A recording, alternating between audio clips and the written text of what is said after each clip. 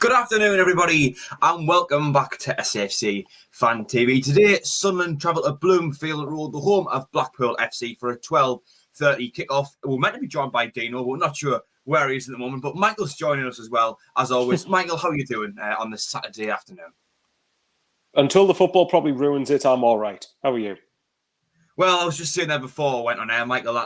Honestly, I'm not really looking forward to this today. It just seems like a bit of a fruitless game to me. I think this game's importance more lies in getting a psychological advantage for a potential playoff opponent and building a bit of momentum going into the playoffs, and it does catch an automatic promotion. I'm just a little bit, I don't know, sick maybe. Deflated? Yeah, I think after the hope we've had, it was in our hands. We had 7 games left. All we had to do, it was ours to lose. And we're now in a situation where unless Hull or Peterborough drop an absolute clanger, which I don't really think is going to happen. Peterborough have got a reputation for bottling it.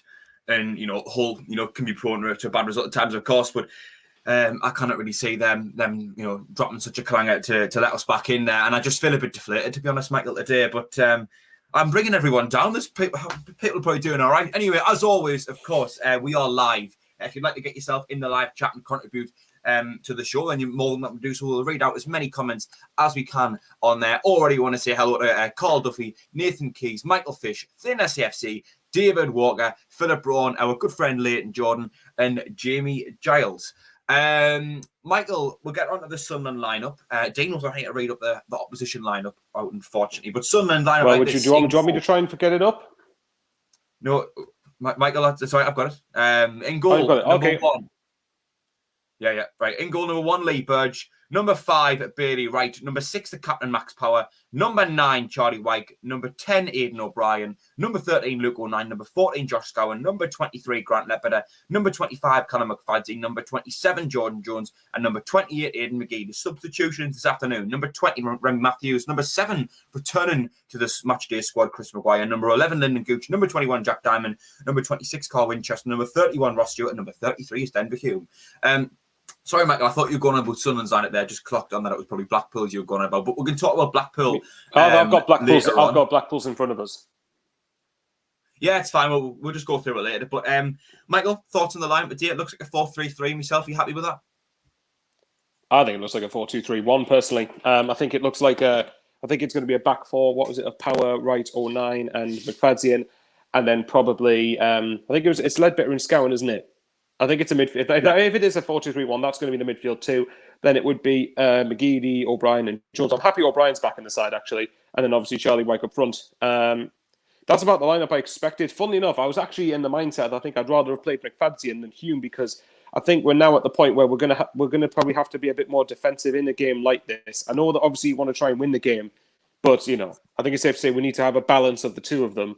So McFadden probably is a defensive left back, even though I think to be fair to him, against Charlton, the last game he played, or the last game he started, I thought he was all right, to be fair to him, even though I still don't particularly rate him. But there you go. That's about the lineup I expected. I'm happy O'Brien's back in the side, because when he plays, they're actually going to do the ugly side of the game. And if we go 1-0 up, please let's not chuck it away this time. Yeah, no, just upon second reflection, it's definitely a 4-2-3, and I don't know where I got 4-3-3 there. But yeah, it definitely looks like a 4-2-3 on myself, with Jones, O'Brien, and McGeady in behind Wyke. Kieran Gale on the live chat has just said Hume should have started. Mike, I know you're saying you'd maybe rather McFadden, but to be honest, I think I'd rather Hume. You can have whatever opinion you want of his time, his last game, his time in the squad since he's come back from his injury. I just think he's a better left back than him overall. I think he offers you a lot more energy down the left side. He's a lot more of an outlet. And defensively, right, okay, he might not be great, but is he any worse than McFadden realistically? One thing I'm not too pleased is to see Scowen in there again, Michael. You're not the only one. Quite a few people have been disappointed at that. I don't think he's got any quality on the ball whatsoever, and I don't mean to slate the lad. I think he can only really offer you a bit of energy to press midfielders, but apart from that, then even still though, in recent weeks, there's not been times when he's been caught out defensively. I mean, who was it the other week when the team came through in midfield and Scowen was just completely anonymous? So your thoughts on Josh Scowen being in there, Michael? Josh Gowan's one of the most. Josh Gowan is probably one of the most industrious players I've ever seen in a Sunderland shirt. The problem here is that he tends to give the ball away like 50,000 times in the game, and I don't get as a professional footballer how you can give the ball away that many times. I don't get how you can't keep the ball, recycle possession, and just do simple passes at the very least. But I would have rather have seen Winchester in there, but I'm not surprised Gowan's starting. Yeah, I just think Winchester's more of an overall footballer, really. He's just got more about him, a lot more quality on the ball. Speaking of quality on the ball, Grant Leopard is in there. Michael, a lot of people tend to criticise Leopard. I see he slows the game down quite a bit. But what do you make of him being on the starting 11 today? Well, I agree with your sentiment that sometimes slowing the game down is... I don't know why we always have this assumption that it's a bad thing, because sometimes it can be a good thing depending on who you're playing. I think Leadbitter in these next two games could be crucial if we want to get a result. So I think in these sort of games, we're going to have to slow, whether people like it or not, we're going to have to slow the play down a little bit. We're going to have to stop Blackpool and Hull going forward. We're just going to have to. That's a fact. We're not going to outplay either of them. So I haven't got a problem. I said Leadbitter in these sort of games. I can understand Leadbitter not starting against Wigan, because that's a game where we should really, and I don't care what anyone says, that side should have beaten Wigan. End of story.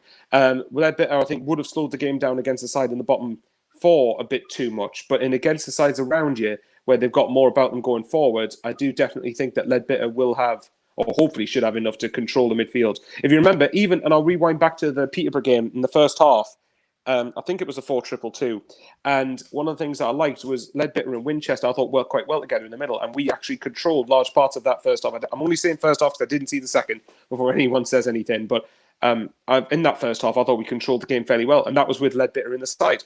So I wonder whether Leadbitter being in today, hopefully we need to get an element of control over the game if we're going to have a chance of winning it. Yeah, just quickly back to the chat. Help with Daniel Jenks. Which is can't see Hull and Peter were dropping enough points. They've been hitting the pedal patch at the right time. Hello, Jacob Eargard as well predicts a 2-1 Sunderland win. Andrew Robbins, the serial online shopper, saying Sunderland 2, Blackpool 1. This is the way the lads. Kieran Galeson could be a 4-4-1-1. Yeah, I think that's like pretty much the same as a 4-2-3-1. Really, is dependent on the way you look at it. Andrew Robbins again saying we fully need to deliver Dino an alarm clock.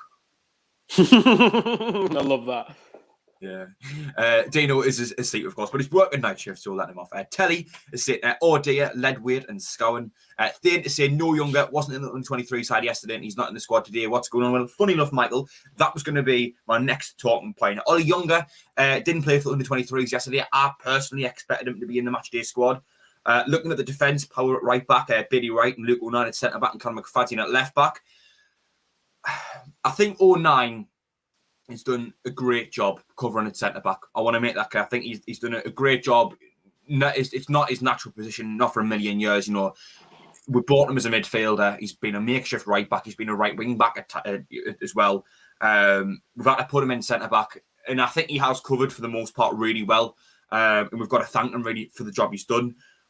I feel as if now it's got to the point where we need to put him back in the midfield. I don't see him as a natural defender.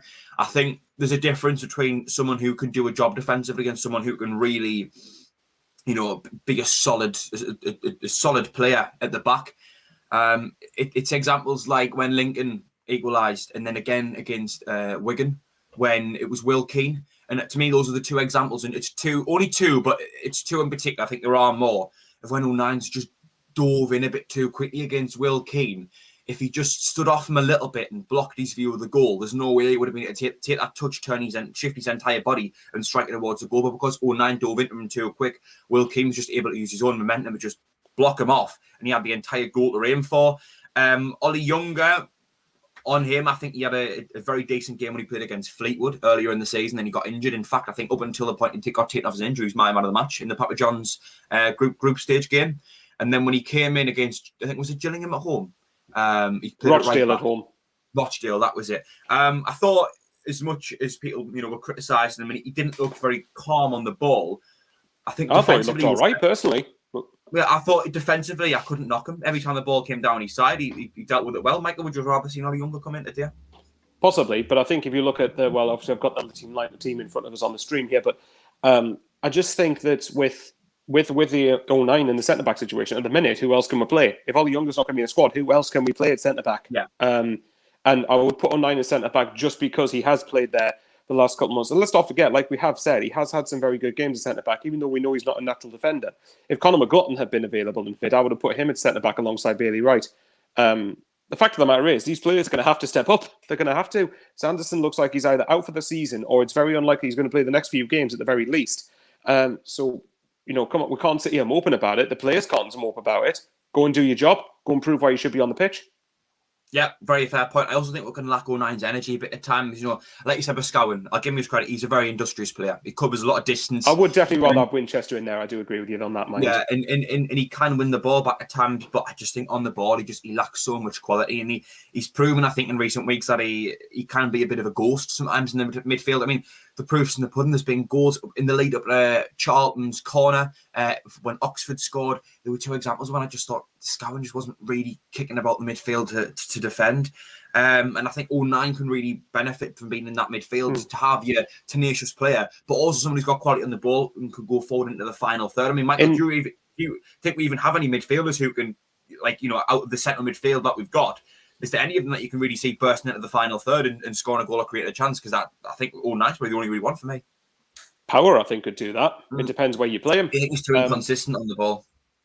No, but I think there are definitely elements that he can actually do that. Whereas I do think Scowen, in theory, can actually get forward. The problem is that whenever he gets forward, he just seems to have about as good finishing as James Vaughan or as good finishing as Will Grigg has in the time for Sunderland. Like, I don't understand with Scowen how many times. How can you not get the ball on target so many times? Yeah. I don't know if they actually bother to work on that in training or not, but as the midfield, to be fair, the best midfield performance I saw this season, from my perspective, was when we beat Donny 4-1, and that midfield three was Power, Scowen and 09. That midfield worked very, very well, and had it not been for all these stupid defensive injuries that we've had to pick up, I think I would have liked to have seen that midfield. I actually would have liked to have seen that midfield on a consistent basis. I think that midfield is good enough.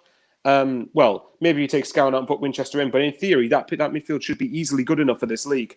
But we're not going to be able to see that because of all these defensive injuries. So, I mean, look at it this way. We're gonna have play these next 6 games. I mean, I know you probably want to touch on this in a bit. These next 6 games for me, mathematically, for us to get top 2 now, Hull have to drop points today, and we have to win the next 2. Then that is our last, and I mean very last chance to have any chance of top 2. But realistically, say we don't get top 2, because I don't think we will. I think it's going to be the playoffs. These next 6 games we're going to have to use as a momentum builder. We're going to have to. We can't go into the playoffs on the back of some really poor form, and I'm hoping that the players realise how important that is and stop conceding stupid goals for a start, because I've really been annoyed at the lack of defensive leadership recently and the lack of defensive responsibility as well. I just think we're getting exposed defensively, and it's probably through no fault of our own, really, because it's all due to the injuries, really, that 09 and Power in particular that I played there so much, but I think we're just getting exposed as a side that are natural defenders. Power, I mean, some people have been criticising him at right back. I actually think he's done quite a half-decent job, in all honesty. Yeah, I agree. He's at right back, I think he's done all right. 09 at centre-back, I think, for a short period of time, well, for a decent period of time, was absolutely outstanding. I think it's only just recently starting to get exposed just a little bit, but I think there's only so long you can go before players just kind of get exposed to not being a natural But just defenders. Out of interest then, what would you do to combat them being exposed? And I mean, with the player, with 09 at centre-back, what would you do to combat that then? Honestly, I don't think there's a lot you can do other than look for other options. And the only really one that comes to mind is Ollie Younger, because everyone else is injured. Conor McLaughlin and Sanderson picking up injuries yesterday. I mean, I think that would have probably been my defence, would have been Wright, Conor McLaughlin, Sanderson and Hume. Obviously, 09 and Powell had to come in because of those injuries. There's not really a lot we can do about it. I think it's just their time at the back, I think, is dare I say, run its course, but then it hasn't, because they've still got games to go. I think, to me, it's a conundrum. It's a shame, because we've got these players who are having to cover at the back, but I don't think that the natural defenders, and I think, for as long as they are at the back, we are going to concede. We're just going to have to grin and bear it, I'm afraid.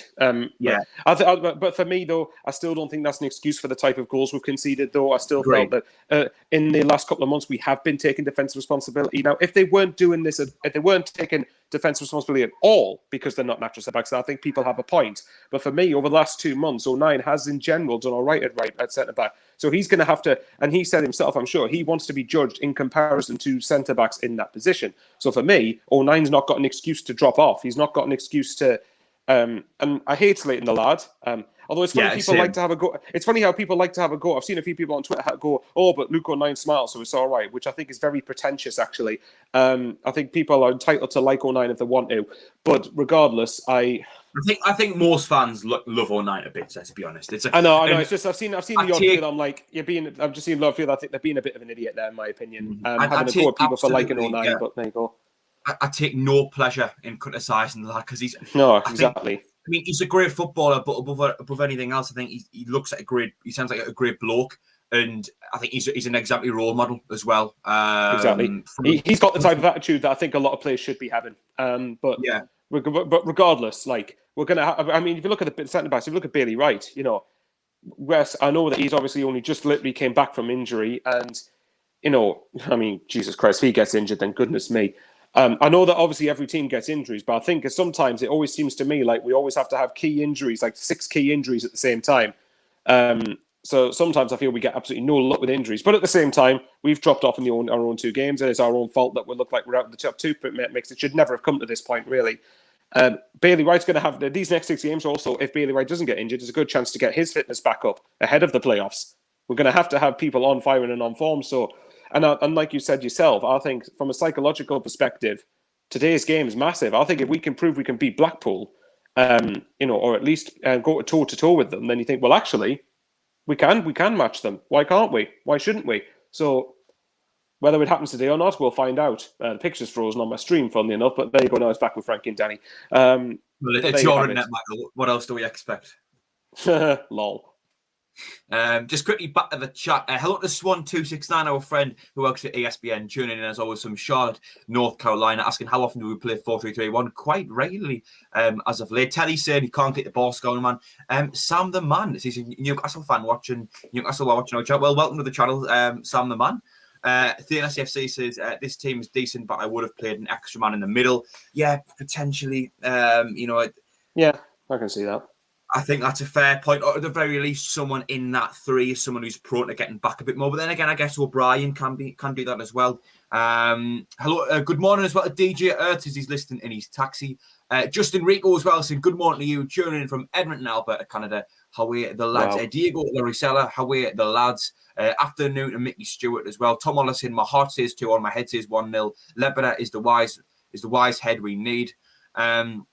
David D asking, has anyone got the streams for the game? We just watched the game on SAFC.com. You can buy the stream and pass on there. Mickey Stewart saying 2-0. Kai Fletcher saying 1-0 win. Rough as a Badgers, all right to you as well. I love that David name, by the way. Rough as a Badgers. I think that's great. It is fantastic. David D saying, I'm from Blackpool. It'll be a good game between us. We were in great form. Tony Crawford saying, all right, lads. Show's going great. 2-2 draw. Sorry, lads. Well, actually, lads, Michael, on that. I mean, I missed the end of Thursday's show. What was your score prediction for the game? Funny enough, despite what I've said, I think I went 2-1 Blackpool. I think it's the same for every single game. It depends which Sunderland turn up. It depends if Sunderland put the application in or not. If we put the application in, then for me, there's no reason why we can't win. But I'm not gonna pretend Blackpool aren't a decent side because they are, but I don't think they're unbeatable. I think I'd be very disappointed if we actually lost today, if I'm being brutally honest. But yeah, watch us lose. Watch us lose. Oh, I wouldn't be surprised, but I'd be disappointed.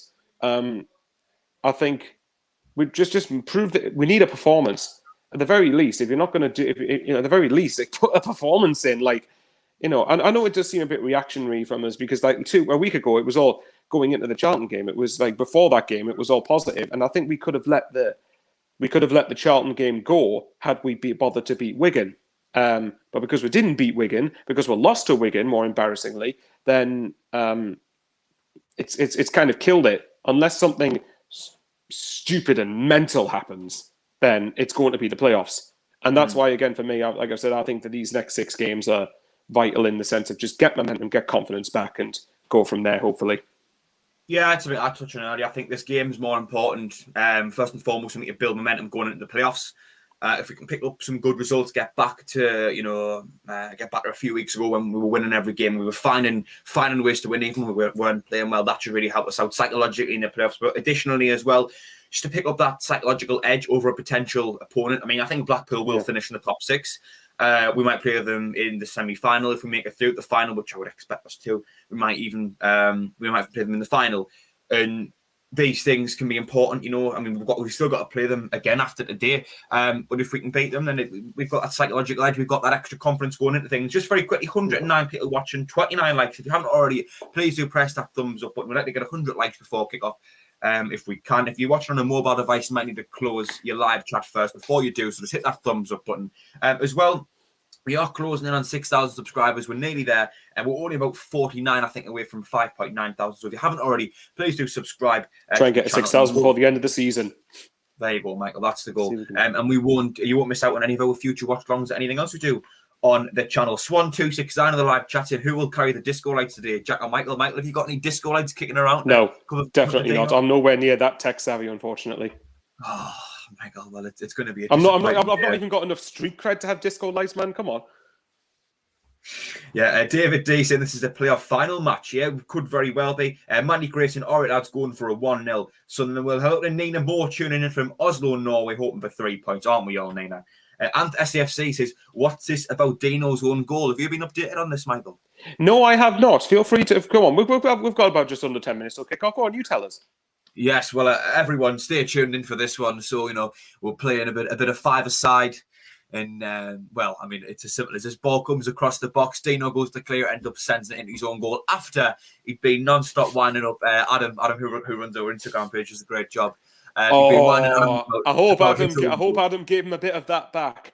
We all did, Michael, yes. Dino's own goal, absolutely superb. If only it had been caught on camera, would have just been that slightly bit better. Stephen Winship's in, our confidence is shot. It's like a 2-0 loss limping towards the end of the season, but God, I hope not. I don't think I've given my prediction yet today. But I'm going to give it now. I'm actually going to go for the Jack Ross special. I think this game's got 1-1 written all over it, Michael. By the way, I would not be, and I'm going to sound crazy here, I would not, even though I went for a loss, I would not be shocked if we won this game. Because it's the type of thing, it's the type of thing where no one's expecting anything. And we end up turning. In fact, I'll tell you what, disclaimer, and this might fall flat on my face in 2.5 hours, and fair enough if it does. But it wouldn't shock me if we won these next two games because it's Sunderland. Remember when we lost to Shrewsbury, then we smashed Donny 4-1. You think, hang on, you can beat Donny 4-1, then why are you losing at Shrewsbury? But, that's the sort of thing. We'll lose to Wigan, and then we'll end up doing all right in these two games. It's just, I'll tell you one thing, though. I think Peterborough would be interested in our game against Hull on Tuesday because they'll be looking for us to do them a favour. So, yes. Try and get them to top of the league, I suppose. Yes. Adam Scorer, hello. Speaking of the devil, here he is. He runs our Instagram page. Hello to you as well, Adam. We hope you're having a good day so far. We're going to quickly read out Blackpool's lineup, but before we do, actually, a talking point today. We went 23 minutes without mentioning it, but on the bench today, number 7, Chris Maguire.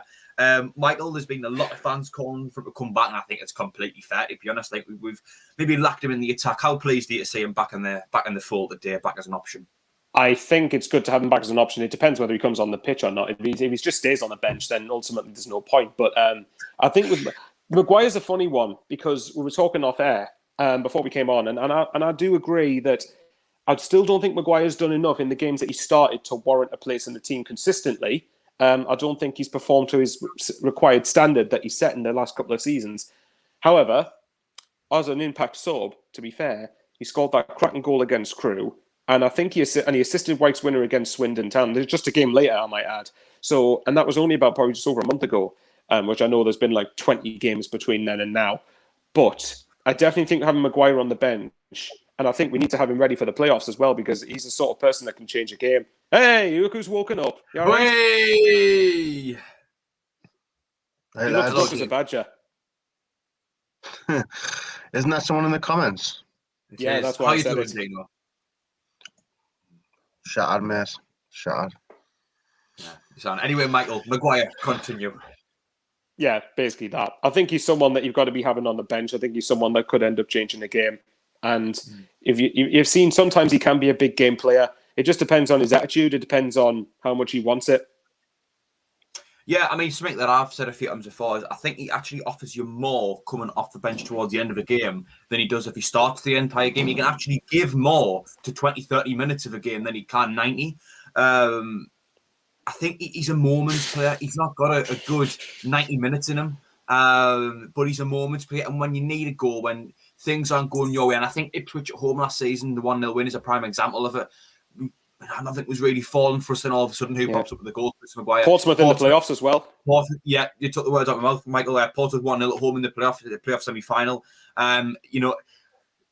When in a game where we were struggling to score, well, obviously we hadn't scored for so long, and he was the player to pop up with it. And I think I'm so glad to see him back in the fold. And I think a potential way to go about it is to have him on the bench, ready to come on for the last 20, 30 minutes. By the way, I'll just point out for Chris Maguire, I'll tell you now, he'll score the winner. We'll score the winner if we get to the playoff final to send us up. I'm being romantic. There you go. I'm being romantic. Hopefully that happens. I wish you'd be romantic with me, Michael. No comment. And SAFC in the chat says Dino Santiago Verdini versus Southampton of call him Verdini. We're on about your own goal, Dino. Yeah, I've just been updated about that. Yeah, I wouldn't say it was an own goal. It was just the ball hit off my foot, you know what I mean? Why? You stuck your foot out to try and clear it away, and you sent it flying at the back of the net.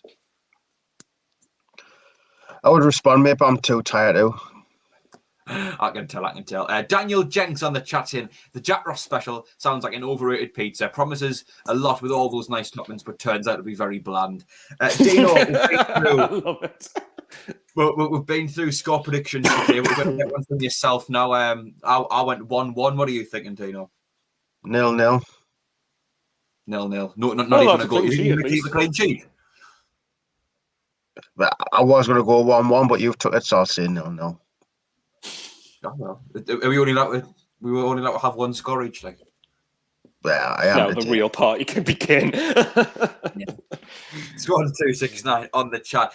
Just very quickly, we've got a quick little plug we want to announce. Yes.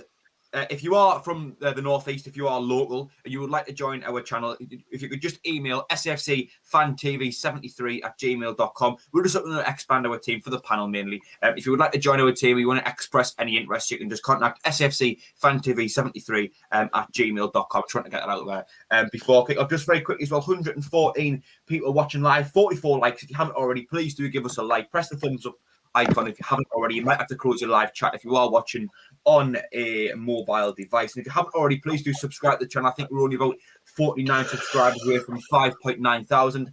Closing on 6,000 subscribers. We'd like to hit that by the end of the season. You won't miss any of our future watch-alongs or anything else we do on the channel. So if you haven't already, please do like and subscribe. Just quickly back to the chat. Pug Tom says, will Austin Bowers give us a yeah, baby, if we win? I will consider it. Oh, come on, Mike. If we win, I mean, what are the chances of that? Let's be honest. Yeah, but I'm not going to be lured into a false sense of security. By the way, well done to Tom Wallace. Yeah. Do you want to say thank you to Tom Wallace? I will quickly say for the super chat before anyone sort of like says anything, it's completely optional. If you want to donate via the super chat, it helps out the channel, my internet, but it helps out the channel and it would be greatly appreciated. And also, but it's completely free to comment in the live chat. And if you want to engage with us that way, that's absolutely epic. It's still epic that people are watching us. So either way, legends. Yeah, a massive thank you to Tom Wallace donating £5. Says we'll donate £10 every time we score. Well, safe to say you'll still have a bit of money left in the bank. I think you'll be in profit by the end of the day then. Yeah. So thank you for that, Tom. Thank you for the £5. That'll really help us out with the channel, specifically improving the Michael Bowers Internet Fund. Yeah, thank you very much. Yes, Philly on the chat just said, isn't Mitchell from Blackpool yes. the one on trial for us? Yes, he was. And we're going to quickly read out Blackpool's lineup before we get going. I think the players are more or less ready to get going. So I'll just quickly read out. It would normally be Dino, but we'll let them off since he's only just woke up. So Blackpool, very quickly, line up like this. In goal, number 1, Chris Maxwell. Number 20, Ollie Turton. Number 23, Daniel Gretterson. Number 26, Dan Ballard. Number 29, Luke Garbett. Number 12, Kenny Dougal. Number 18, Grant Ward. Number 15, Dimitri Mitchell. Number 10, Sully Kai. Number 19, Ellis Sims. And number 9 is Jerry Yates. Substitutes this afternoon. Stuart Moore, Jordan Gabriel, Marvin Ekpeketa, Jordan Thornley, James Husband, Ethan Robson, yes, and Brad Holmes. So there we go, lads. There's Blackpool's lineup. I've been told Jerry Yates is the man to watch up top. Sully Kai can apparently be quite inconsistent, but can also be a real player at times as well. Hello to Marianne Carlo as well. Saying, hi guys, 7:30 here. We are going to win our last 6 She's going to win over 6-2-0 today. But thank you for the $3 donation as well, Marion. Much help. Really does help us out. Fantastic. All the way from Boston, of course. She's been quite positive today, really. What's it past Boston? What, Jack? Boston, Massachusetts. There we go. There we Massachusetts. Go. Yeah. And by the way, I'll just clarify on my stream, they're doing the 2-minute silence because of the Prince Philip, of course, whose funeral's later today. Yeah, rest in peace, Prince Philip, of course. And we've got Aaron Napier is saying, what channel is the match on? We just buy the stream pass off SAFC.com. King Maguire 1 is asking, has Dino made his bed? I just got out of it. Why would it be made? Oh, we'll let you off, Dino. Oh, Dino. DJ Sizzler Watson is saying, afternoon, boys. 2-0 Sunderland has our 2-game losing streak started because Dino's half-time pies have been stopped. Dino looks like he wants to laugh at that, but he's also too tired too. Yeah. By the way, they're just about to kick off on mine. So shall I start commentary? Yeah, Michael, go on now. I've got the exact same up as well. And just very quickly, Michael, I just want to say a massive thank you to Why Johnny as well. Just donated £2 saying the Milky Bars on me. So thank you for that, Why Johnny. Thank you for the £2 donation. But Michael, when you're ready, take it away. Yep, I'm just waiting for it. Just Blackpool have got kick-off. They're going from right to left. Sunderland left to right. Feels like this is a home game in that sense. I'm usually used to it the other way around. Blackpool just standing over the centre circle for the ball. I think only someone like Michael could pick up on something so specific. Yep, I'm just sad. Anyway, they've just done the knee for the stand against racism. Anyway, so here we go. Just ready for it, waiting for the kickoff to happen, waiting for the referee to blow his whistle. Finally, we have kickoff. Right, here goes nothing. Here's the launch straight away. Blackpool and Bailey Wrightsgown managed to command it with a good header. Charlie Wrightsgown managed to knock the ball down. Aidan O'Brien tried to get onto it, but Sully Kai for Blackpool's cleared it back into Sunderland's half. Okay, we're down Blackpool's right, our left-hand side, and Blackpool have already got a free kick. Not quite sure what for. We've got a Sunderland player down here. I think that's Luke O'Nine. I think he must have just gone a bit winded, but either way, Blackpool have a free kick. Not far into Sunderland's half, past the halfway line on their right, our left-hand side. Comments, I suppose? Yes. Philip Bronze is away from Wisconsin. Hello to you as well. DJ Erton, who would you play in the playoff final if we get to that? A conversation for another day, DJ Earth. So I win, I don't care. Philip said, Philly, actually hope it is a big win, don't we all, Tom? Just very quick, 146 people watching live. How many likes we've got? 53 watching. 53 likes, sorry. If you haven't already, please do give us a like. Just hit that thumbs up icon. Give us a like. As well, if you haven't already, please do subscribe to the channel. We're very close to 5.9 thousand subscribers. We'd love to get there by the end of today. Hopefully get 6,000 by the end of the day. So if you haven't already, it's absolutely free to do both of those things. It would really help us out. And if you were to subscribe, all in the box on the left hand, on the right hand side, but it's been comfortably cleared by Sunderland. Sorry for interrupting you there, Jack. Right, Michael. I think that's Grant Ward. I think he used to play for Ipswich, if I could be wrong there. Has launched the ball back into Sunderland's half again, and it is Sims for Blackpool trying to chase the loose ball on the left-hand side, and is out for a goal kick, which Lee Burge will take momentarily. Right, let's see. He's got the ball. He's just getting ready to put it back onto the ground. I think Sunderland's just trying to get their shape back. Lee Burge. Okay, quickly then. Quick. Sorry? Lee Burge in a great kit. I don't think I've... I know, that's the first time I've seen him in this for ages. In fact, probably no doubt Dino will say that's the best goalkeeping kit in the league or something. well, speaking of the best goalkeeper in the league, he's managed to get the ball into Sunderland's half, but Blackpool have won the ball back. Luke Garbett, who of course was a Sunderland target in the summer, is trying to get into a duel with, I think that's Jordan Jones, but he's managed to keep hold of possession. He's passed it back towards the centre halves. He's passed it back to Maxwell, who's Blackpool's captain. Launches the ball forward, back in, just past the centre circle. Bit of a header on from Blackpool. Now Max Power's got the ball. He's going to see what to do with it. He's just launched it forward. Charlie White's managed to keep hold of the ball, but he's now managed to lose it. Nope, he's managed to regain it back. No, he's lost it again. This is pretty scrappy so far. Grant Ledbetter's trying to go up against Sully Kai, but Sully Kaikai's beaten him. He's going down the centre of the pitch and tried to get a ball through on the right-hand side, but Sunderland have dealt with it so far. Blackpool have it again, though, on their right-hand side. They've put a ball forward towards, I believe that looked like, I can't quite tell who that is. I thought that was Sully Kai, but he's number 10, whoever number 19 is for Blackpool. But Sunderland have won a throw-in. So any more comments? Yeah, DJ Erton coming up, get Embleton back. Of course, Elliot Embleton would probably be in play today if it wasn't for the fact that we are his pair and club out on loan at Blackpool. There's probably a recall clause. I'm not entirely sure. McKaylee on Allen says, is Winchester on the bench? He is. Yes, indeed. Tom Willison, new kit. Yes, new kit for Lee Burge. You might as well keep reading because the player's just gone out for a goal kick. Yeah, and SAFC says, Bahu, stop me twitching. It looks like you're doing something inappropriate. There you go. Anyway, Bailey. Okay, that's a force of habit, I'm afraid. But anyway, Bailey Wright's going to manage to launch the ball forward. Centre of the park again, just past the centre circle. O'Brien's going to try and chase the loose ball, which he almost won to get to Aidan McGeady, but Blackpool have managed to launch it clear into Sunderland's half again. Max Power is in a battle on the left-hand side. But Blackpool are pressing quite well so far. Sunderland aren't quite dealing with it properly, but it's gone out for what I believe is another goal kick to Sunderland. So we've already had about 3 goal kicks in the first 4 minutes. There's no point. Any more comments? There's no point asking you what you thought at the start is, because hardly anything's happened. Yeah, Radio Show Limited saying hello from RSL Central in Northamptonshire. We have a very busy weekend of live motorsport on our channel, but I've managed to make sure I'm not commentating so I can listen to you. So thank you for that, Radio Show Limited. We'll hope we'll give you some decent commentary of the game. Hope you're enjoying the stream. Goalkeeper launches it yet again. Right, Grant Ledbetter has managed to get onto the ball here, but Blackpool have won it back. And it's been a very...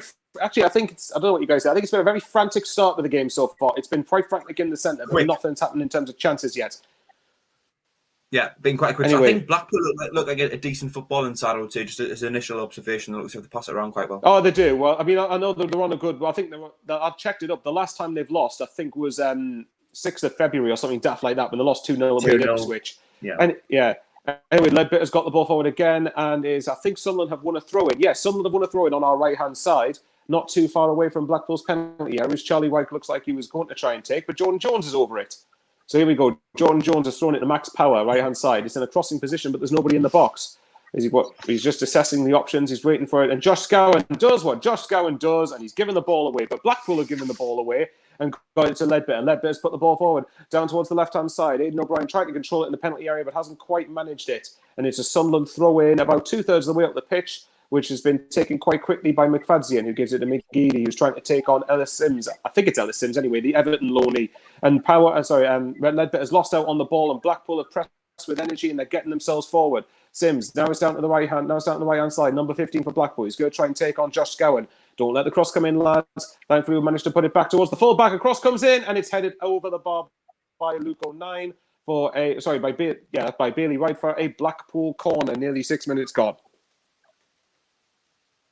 Yeah, quickly back to the chat. DJ Ertin, lovely and sunny in here in Carlisle today. I'm born and bred in Sunderland, mind. Forest State, General Havelock. I'm not too far from myself there. But yes, nice and sunny as well in Sunderland as well today.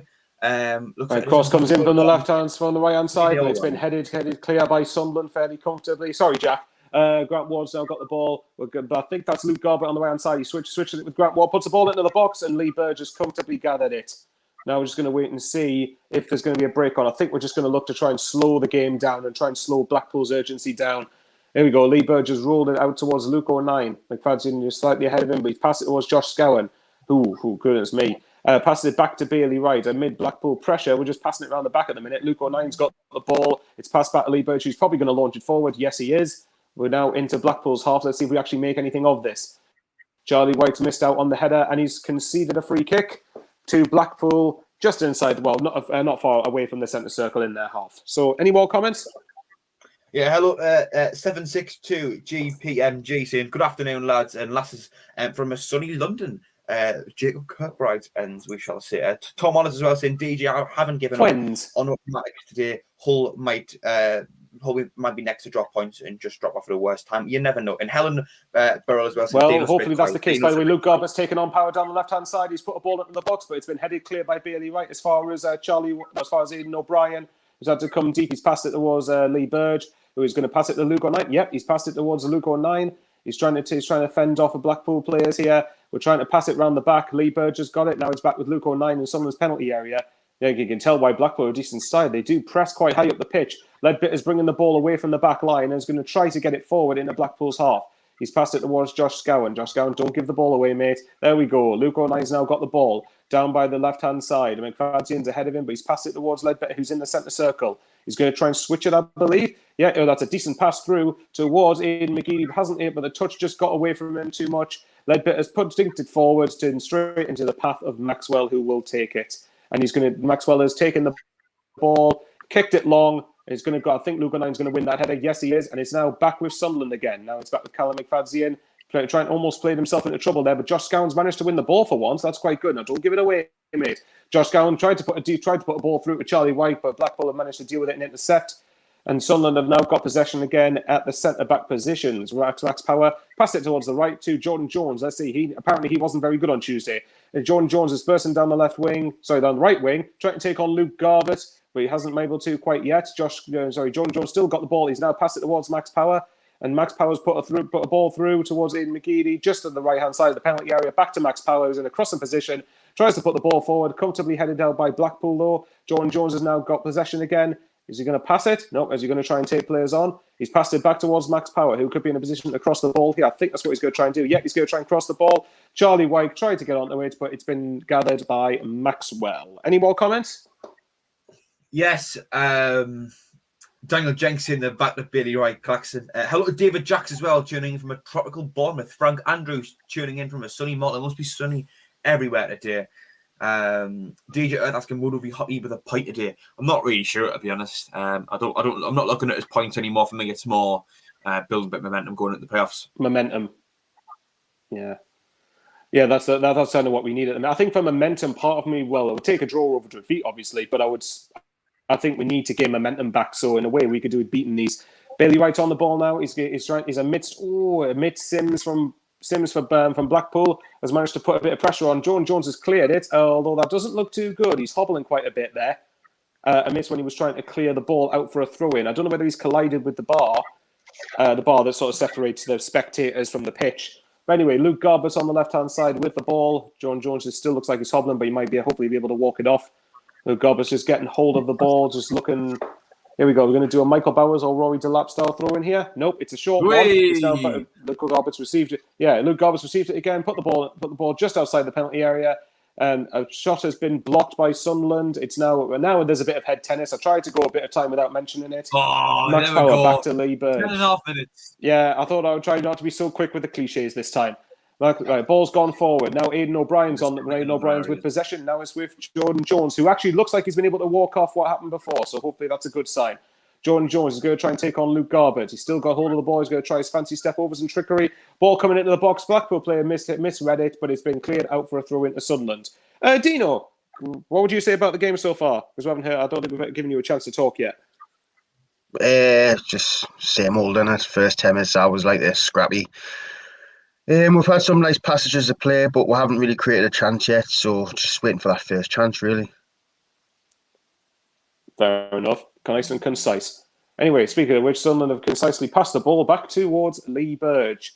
Blackpool again are trying to press forward a bit, but Sunderland have managed to deal with it at the moment. Luke O'Nine's got hold of the ball. He's trying to turn. I think it's. I keep getting his first name wrong. I think it's Ellis Sims. So someone correct me in the chat if I'm wrong. Anyway, Luke O'Nine's got hold of the ball amidst Ellis Sims' pressure. He's managed to pass it forward towards Jordan Jones, and we've somehow conceded a throw-in to Blackpool. Any more comments there, Jack? There we go. Jimmy Hicks UK says sunny in Tampa. So hello to you tuning in from Tampa. Philip Brown says sunny and chilly in Wisconsin, just below freezing. Rochdale have just taken the lead. Seems like it's sunny almost everywhere today. Yes, Rochdale have just taken the lead at home to Accrington and Stanley, by the way, but all of the games in League One are 0-0 at the moment. Well, hopefully Accrington and Stanley are going to be a bit out of form for when we play them. Anyway, Sunderland are on the right-hand side of Blackpool's penalty area, but it's been cleared out for a throw-in to Sunderland, which McFadzean's going to take, and he's passed it towards Josh Scowen. Here we go. What's the options going to be here? Josh Scowen's passed it towards Aidan McGeady, who's tried to get a bit more central. Bailey Wright's now got the ball. Back to Grant Ledbetter. Back to Bailey Wright on the left-hand side. Back towards Callum McFadzean. That was Josh Scowen. McFadzean was trying to get ahead of him. Goodness me. Sunderland are trying to press Blackpool here for the ball. I can't stop coughing. And Maxwell, but it's been passed to Maxwell, who has cleared it up the field. Bailey Wright has headed it back towards what was going to be Jordan Jones, but Luke Garbutt's managed to press him into losing possession.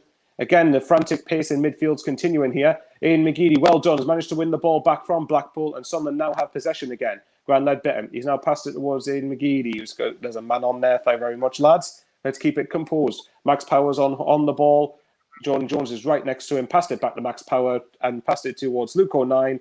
I bet he's going to pass it to Bailey Wright. No, he's not. Grant Ledbetter has now got hold of the ball. And now back to Bailey Wright. There you go, Daniel. It's mentioned now.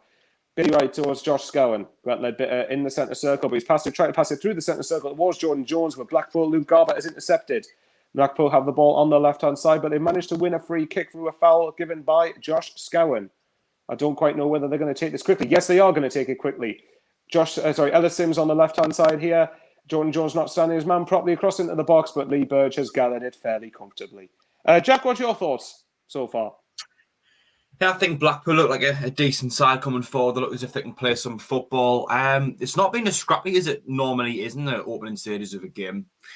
Quite a fast-paced game as well. You know, there's not a lot of just knocking it around the back. You know, there's been a lot of a midfield battle, and like I say, the game's moving quite quickly. Yeah, I would agree with that. Bailey Wright's got hold of the ball. Now it's back towards Lee Burge. Instead of saying back to Bailey Wright, we'll say back to Lee Burge at this rate. Now it's back to Callum McFadzean. Josh Scowen's next, just in the midfield nearest to him. McFadzean's got a ball forward. Sorry, Ian McGeady's just given away a free kick with a loose ball here, which Blackpool have taken fairly quickly. They've switched it back towards the left-hand side where Luke Garbutt is. Luke Garbutt's running forward with the ball. There's not really many Blackpool players near him, but he's managed to find, I think that's Ellis Sims. Now Luke Garbutt's managed to get the ball back. It's just past the halfway line. We're now just inside Blackpool's half. Sunderland forced them to pass back towards their centre-halves. Charlie Wyke and Aidan O'Brien trying a bit of pressure on, but they haven't managed to dispossess Blackpool. Blackpool just sort of keeping their composure at the moment. I think Sunderland look like they're just trying to press at the right opportunities, which is exactly what we should be doing. Blackpool passed back towards Maxwell. I don't know if anyone wants to take over because this is quite dull to commentate on. Yeah, Dino, if you want to do the next 15 minutes, give you a bit longer to wake up. So Blackpool knocking the ball between the defenders now. Ball goes up their right-hand side. Our left Bailey Wright wins the header, knocks it down to Grant Ledbetter in the middle of the park. Ledbetter trying to bring the ball forward, comes into the centre circle, over to Max Power, just behind the halfway line, brings the ball over, passes it infield to Jordan Jones, who tries to turn past Garbutt, but Garbutt's able to win it with the help of another Blackpool midfielder, knocks it over to another Blackpool player now, taking down their number 10 over there. Number 18, I'm not all fair with Blackpool's players. Charlie Wyke wins the ball inside our own half. Grant Ledbetter has an effort from distance saved by the keeper. Just to tell you what happened there, Wyke put a foot in, ball felt Ledbetter, close to halfway line, went for a shot. Keeper did well to save, but Blackpool have the ball back now with the defenders. I think it's their right centre back, plays the ball up the line, looking for the run of Solly Culk. I think that is. It's their number 19. Actually takes it down on the right hand side, knocks it back to Ollie Turn out on the right hand side. He's got Jerry Yates in the box. Plays it back to, I think that could be Kai actually. Now it's with their number 17, who has the ball just inside Blackpool's half. Went all the way back to the number 23 of Blackpool's centre back, despite their quite promising attack from the Tangerines there. Into the centre circle now, straight back to their left centre back. Over to Luke Garbutt, their number 29, who of course was on trial at Sunderland early this season, I believe. Coming through the midfield now, ball goes over towards the right-hand side, looking for the run of their number 19. That is Ellis Sims. The ball's went straight out for a throw-in out on our left-hand side for Callum McFadzean. A take. Wigan are 1-0 up against Crewe. Looks like they're getting into some decent form. Accrington Stanley have equalised away to Rochdale as well. And Doncaster 1-0 up away to Shrewsbury. Anyway, the throw-in's been taken. McGeady knocks it back at 09 inside Bailey Wright, who's just in our own box now. Right, left-footed pass over towards Max Power again at right back today. Power plays up the line as he always does, but the ball's just gone out for a Blackpool throw-in on their left-hand side. Our right, which Garbutt takes, goes in field now to their number 32. I think now back to their left centre-back. That's Daniel Gretterson. Ball looks to go over the top. Lee Burge collected. There was a bit of a collision there between two players, and I think the referee's given a free kick there. Actually, yes, a free kick to Blackpool. Mitchell was taken down by Callum McFadzean, an off-the-ball incident as the ball went over the top. Maybe McFadzean just got in his way or something, but it's a Blackpool free kick, about 30 yards from goal, maybe just slightly less, just a touch over towards the right-hand side. Michael, what are your thoughts on the opening nearly 18 minutes now?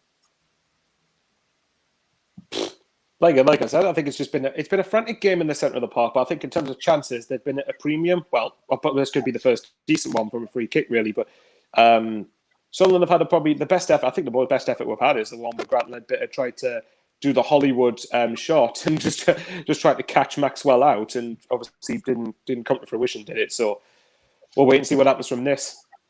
Yeah, Blackpool with a free kick now. It's Sonny Kai, and I think Dimitri Mitchell stood over this one. I couldn't be entirely sure. 2 men stood over the ball, about 3 or 4 men in the Sunderland wall. Blackpool have quite a few shots forward. It's taken with the left foot, goes towards the box, low driven, but that was never going to challenge us as Power wins the header, goes forward now, comes straight back at us though, going towards an our box. Jerry Yates now trying to pick the ball up, only out for a goal kick though, which Lee Burge will take. Lee Burge in his new grey kit today, showing off a new flashy kit. Dino, no doubt, I think that's the best kit in the world, as it's associated with Lee Burge. Burge takes it short of Bailey Wright inside our own box. Right, Bailey Wright is the right of the two centre backs today. Goes to pass it to Max Power. That was an awfully placed pass. Blackpool intervened. Bailey Wright's able to win it again. No, knocks it upfield, looking for the head of Aidan O'Brien. Aidan O'Brien's won a free kick actually just over the halfway line after a little push in the back by a Blackpool defender there. So Sunderland a free kick just over the halfway line inside the centre circle, just a touch over towards the right, which Grant Ledbetter looked to take from a similar area where he had that Hollywood shot. Ledbetter quickly looks at the run of Aidan O'Brien, couldn't quite find the ball, comes back at us now. Blackpool coming through midfield. Sonny Kai looks to switch it over towards the right-hand side, which no one is able to pick the ball up. Lee Burge is the only man there. Lets it ride out, and it is a Sunderland goal kick. Dino, any thoughts on the opening 19.5 minutes? Well, we haven't had a chance yet, so, I mean, do you count the Ledbetter one as a chance? Yeah, you do on the stats, but it wasn't really a chance, was it? It was a hit and hope. So, other than that, We've had nice spells in the game, but we still haven't created a chance yet. And no point keeping the ball if you can't create a chance. Yeah, it sounds like can when Dino said chance. Just thought I'd put it out there. Right, knocked it over to 09. Long ball played up. White kind of won the flick on out for a Sunderland throw-in out on the right-hand side, which Max Power will take. Power right back again today over a Ledbetter, back to Power. Looking to go infield to Jordan Jones. Couldn't quite find him. Clear away by the Blackpool defender. Headed down by Josh Scowen into Luke 09. Now it's over to Bailey Wright in the centre circle.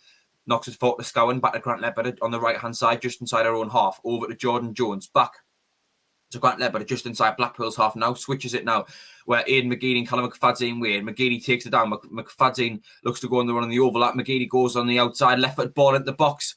Over and misses everyone out for a Blackpool throw-in, actually, on the other side. Just very quickly, 188 people watching. 76 likes. If you haven't already, please do give us a like. Just press that thumbs up icon. You might need to close your live chat if you're watching a mobile device before you do. So I'd say if we can get 100 likes relatively quickly. We are closing in on 5.9 thousand subscribers as well, but 40 we are, do believe. So if you haven't already, please do subscribe to the channel. You won't miss any of these watch-ons, anything else we do on the channel. That throw-in's taken now, but Max Power's the only man to win it. Now it finds Aidan McGeady in the middle of the pitch after Scowen flicked it on towards him. McGeady. Right-footed pass, looks at the run of Jordan Jones inside the box. Jones takes it down, takes a shot, but saved by the Blackpool goalkeeper. I think Luke Garber did quite well, just put a little bit of pressure on Jones there, just put him off a little bit. As that number 12 picks the ball up in the middle now, looks to get things moving over to looking for Luke Garber at left back, but he's not there. Jordan Jones picks the ball up now for Sunderland. Ledbetter intervenes and keeps the ball for Sunderland in the navy today. Infield now to Josh Scowen, knocks it over to Luke 09 at left centre back. 1-0 to Fleetwood, apparently. Over to Callum McFadzean now, swings it into the box, flicked away towards the edge of the box. White takes it down inside the box, looks to the shot, blocked by a Blackpool defender out for a... I'm just going to go for a drink, lads. I'm absolutely quenched. Yes. Pick the same 1-0 Fleetwood. I haven't got the score update yet. I'm not entirely sure about that one, but anyway, Sunderland have a corner out on the left-hand side. Not sure who'll be taking this one. Decent opportunity to swing a ball into the box for one of our aerial threats to get on potentially. I think it's Jordan Jones who looks as if he's going to take it now. Looks to be him anyway. Yes, Jordan Jones out on the left-hand side, ready to take this corner. Left arm goes up, swings it into the box with his right foot, goes, well, out really before it can get to anyone. Out, straight out and over for a Blackpool goal kick. And yes, Fleetwood have taken the lead away to Hull City. Kyle Vassell scoring in the 22nd minute. Dino, that could be huge for us.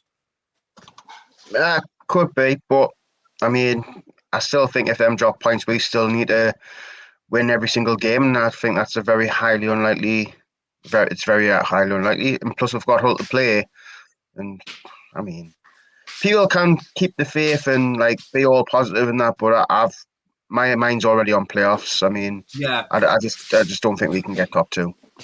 and mine was too, but you never know. Anyway, Power heads it towards Jordan Jones, couldn't quite pick it up. Luke Garbutt now knocks it back to their number 23 at centre back, and now it's back to the keeper. Michael, by the way, Fleet would have taken the lead away at Hull. The keeper smashes it over towards I saw that. the right. Yeah, that doesn't mean anything unless we win. Yeah, it's a fair point. McFadden and the Blackpool player both went up. That was McFadden who won it, but is actually out for a Blackpool throw in now after it took a nick off McFadden's head. Last the ball goes over towards, I think that's Ollie Turton on the right hand side, ready to take this for Blackpool. Heard he's a bit of a utility player, a bit of a Luke 09 then. Ready to take this throw in now on the right hand side. There's Lee Johnson stood on the touchline. The ball goes forward. McFadden couldn't quite win the header. Yates couldn't either. Luke 09's able to clear it up the field. Blackpool win the header, comes down to Sully Kai now. Max Power putting a bit of pressure on his back, but balls spread it over towards Luke Garbutt on the left-hand side. He's up against Bailey Wright.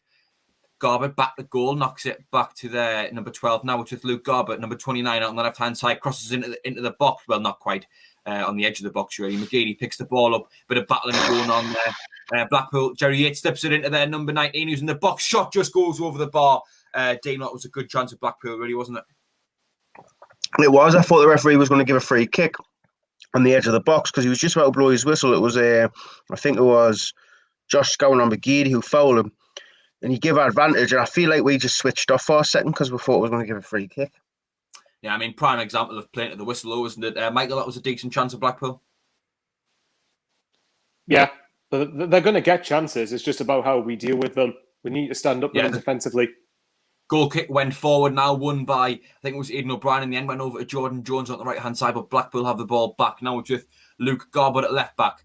Pings it forward with his left foot. Brady Wright heads it down. Max Power in Grant Ledbetter now. Ledbetter in Josh Scowen in the middle. Over to Luke 09 at left centre-back. Feeds into Grant Ledbetter, trying to get an attack move now for Sunderland. Scowen knocks it back to Bailey Wright at right centre-back. Up to Jordan Jones, back to Grant Ledbetter inside our own half. Ledbetter switches it, looking for Aidan McGeady. Ball didn't quite find him. I think it was Ollie Turton who won the header. Josh Scowen into Aidan O'Brien. Now it's over to Aidan McGeady out on the left-hand side. McGeady looking for O'Brien in the box, so he does find O'Brien, loses the ball in the box, and the ball comes down our right-hand side. No one to answer it, though. It's out for his Sunderland throw-in, which Luke 09 will take, or rather he throws it to McFadden to take. McFadden goes inside Grant Ledbetter.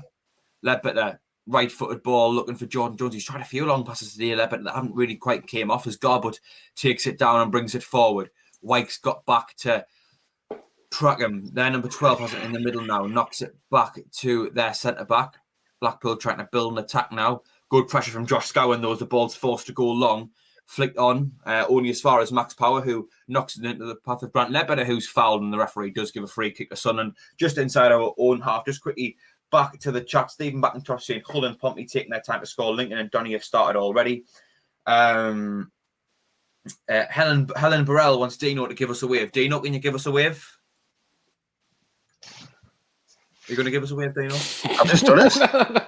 Oh, did you? Oh, my apologies. I must have missed it. Thank you, Dino. Thank you for the wave. I'm sure Helen will greatly appreciate that. Just waiting for this free kick. Now, Bailey Wright stood over it.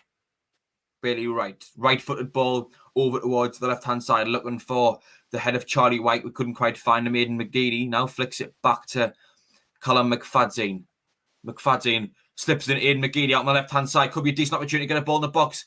Headed away by a Blackpool player as soon as it comes in, though. Headed back down to their number 18, who controls the ball and looks to play it up the line.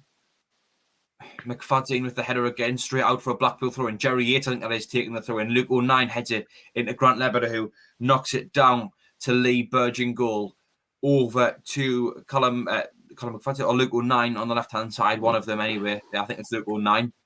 09 trying to build the ball, get the ball through the field. He does win a free kick in the end. Dino's struggling to create any chances at the moment, aren't we, really? Yeah, it's been the story of our last couple of games, to be fair. We struggle to break teams down. I mean, like you say, everything just comes down the wings. And if you stop our wing play, we've literally got nothing else. Yeah, Ledbetter tried the long ball there, looking for the runner, Callum McFadden, and couldn't quite find him. Out for a Blackpool throw it out on the right-hand side, which Ollie Turton, their number 20, will take. Turton, ready to take this throw in now.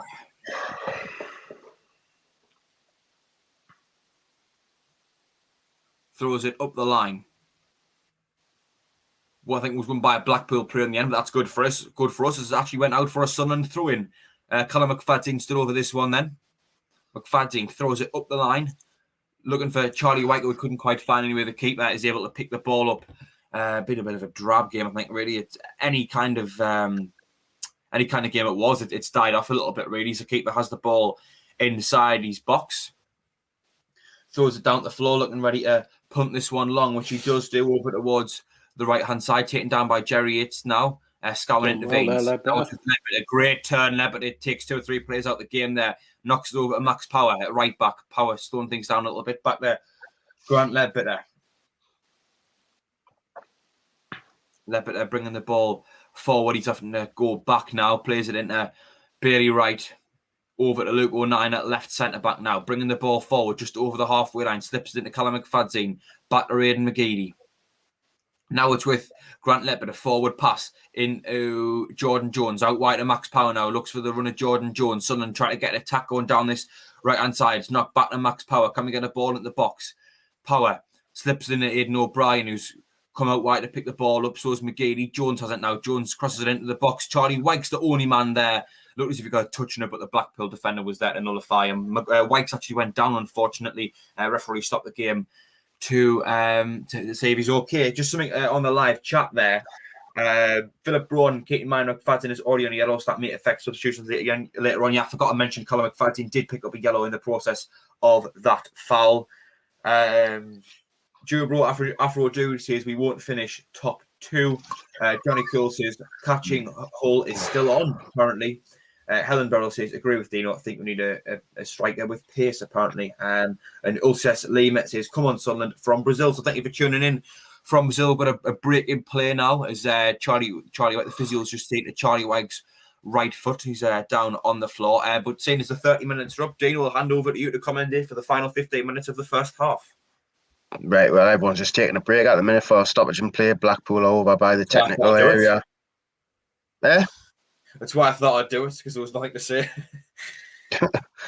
So it's just big water break at 30 minutes. I mean, to be fair, it's been fit. And our Blackpool are a good team, but they're not really create a chance in 30 minutes. This is exactly why we're going to over the bar. What's that? There was one that I think went over the bar, if I can remember correctly. Was it a half-decent chance by the box? Was that not from them? Yeah. Oh, sorry. Oh, were you saying us? I thought you were referring to them. Yeah, us. This is why we will struggle to catch roll, because we just can't create chances at the minute. Anyway, we're back in play. Maxwell throws it out to Ballard, the centre back. Ballard brings the ball forward and he goes long down the right side of the pitch, looking for Kai, and we cut the ball out, and it's with Max Power down the right side of the pitch. He's under pressure. Plays the ball to Ledbetter, who gives it another 1-2 with Max Power now. Max Power coming down the right side, plays the ball down the line, looking for the run of, I believe that is Aidan O'Brien. Aidan O'Brien does have it. He's on the right side of the penalty area now. Goes in, goes out, looking for a pass, plays it back to Max Power, who's supported him. Max Power goes for the early cross, but it's headed away by Ward. Kai flicks the header onto Yates, who gives it back to Kai, who goes long looking for Sims. Luke O'Nien will make the chase, and Luke O'Nien will get a foot in and knock the ball out for a throw in to Blackpool. Yates will try and quickly take it, but Sunderland have got back into position. 32 minutes gone here, 0-0. Luke Garbett will take the throw in. Luke Garbett looking for orange players, and all of them seem to be marked. He throws it inside to Yates. Yates now flicks it up in the air, but Max Power wins the header. Only as far as Dougal, who heads it down to Kai. Tackled by Jordan Jones, and so far another throw in to Blackpool. Comments, mate? Yeah, Radio Show Limited. The only shot you had was from White halfway. It was from White from the halfway line. I think he's meaning Ledbetter. Then we try to chip the keeper. It says a lot, really. Movie scene saying Lincoln have scored. They're now 3 points behind us for the game in hand. Yes, that's right. Lincoln are 1-0 up away to Bristol Rovers. Kai switches the ball across to, I don't know who that is, but the Blackpool player has slipped. We've got away one there. He had loads of space down the left side there, our left there, right. Blackpool do retain possession in their own half, and Dougal has it in the centre circle. Dougal turns back on himself, goes long down the right side looking for Turton. Turton controls it. With good tackle by McGeady, and it's given us a throw into Blackpool on their right, our left. He takes it quickly and throws it to Ward. Ward now looks to whip the ball in, but it's deflected off McGeady. McFadzean slashes at it and smacks it very high up in the air. Sims tries to control it, but Bailey Wright will win the header. Ledbetter hacks at it again and goes backwards, but Max Power's underneath it and smashes it forward. Headed by Ballard, only as far as Scowen. Scowen out to the left side now to McGeady on the halfway line. Gives it back to Scowen. Scowen inside the Ledbetter, who gives it back to Scowen. Scowen knocks it all the way back to Bailey Wright. Bailey Wright over to Luke O'Neill, who's at right centre back at the minute. Luke O'Neill looking for options. There's just no movement in front of him, very static. Who gives it back to Bailey Wright, who gives it back to Luke O'Neill. Luke O'Neill on the very far right side of the pitch gives it back to Bailey Wright. I mean, this is what's happening. Luke O'Neill and Bailey Wright playing just 1-2 with each other. Bailey Wright as well. Bailey Wright switched the ball over to McFadzean. McFadzean tried to control it, but it's went out for a Blackpool throw in on their left side, their right side, our left. Turton to take. 34.5 minutes gone here. Turton goes down line looking for Yates, who flicks it on to Sims. Sims now under pressure by Ledbetter, gives it back out to Sims. And it's a throw into Sunderland. Comments, mate? Yes, Swan2619 I says I'm also drinking orange juice right now, Michael.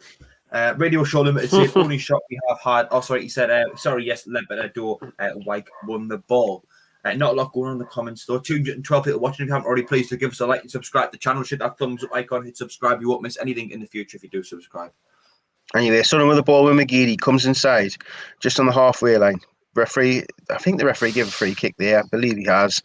And Sunderland have a free kick in the centre circle, which Ledbetter will take it quickly and gives it to Scowen. Scowen now, just on the halfway line, plays it back to Max Power. Max Power, forward to Scowen, who gives it back to Max Power. Max Power goes down the right to Scowen. Scowen controls it, and is he fouled there? The referee says no, play on. Jordan Jones whips the ball in early looking for Wyke, but it's cleared by Gretson.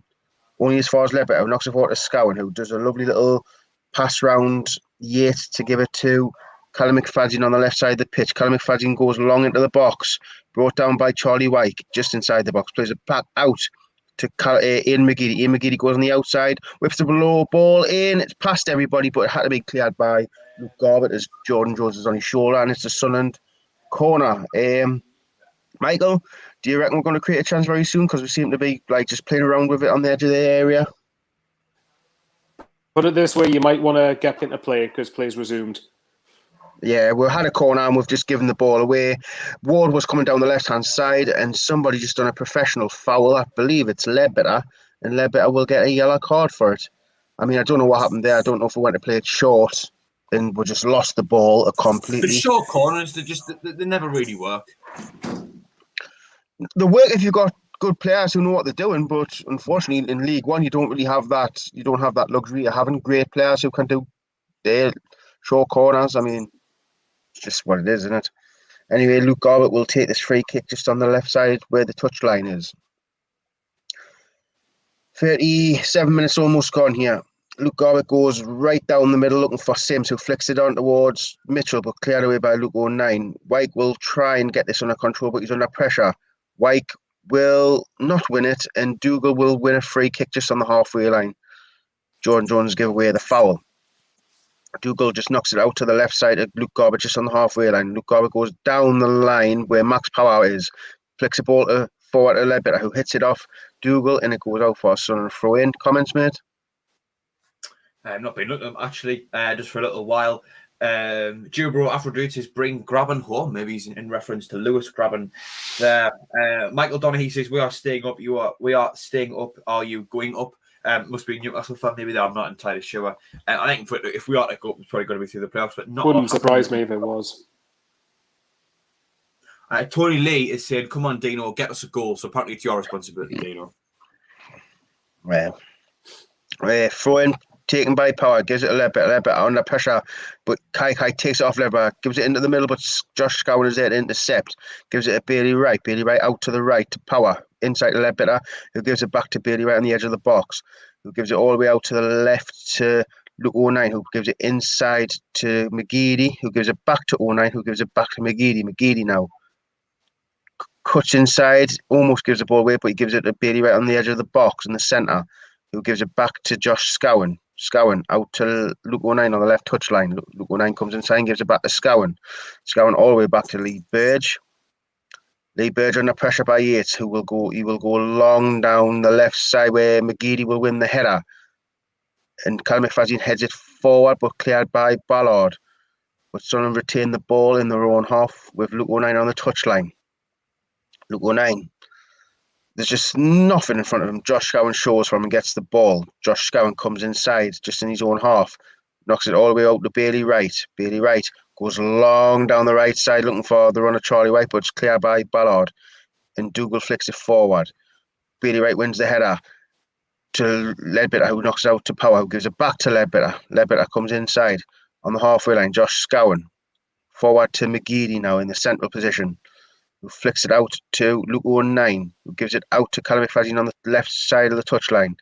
He comes inside and gives it to McGeady again. McGeady to Ledbetter, across from Ledbetter, flicks the ball forward to the left side where he will find Aidan O'Brien, who keeps the ball in play and gives it back to Ian McGeady. Ian McGeady comes inside, whips the ball in, headed clear by Blackpool, but the referee's given offside, I believe, on Charlie White, and it's a free kick to Blackpool.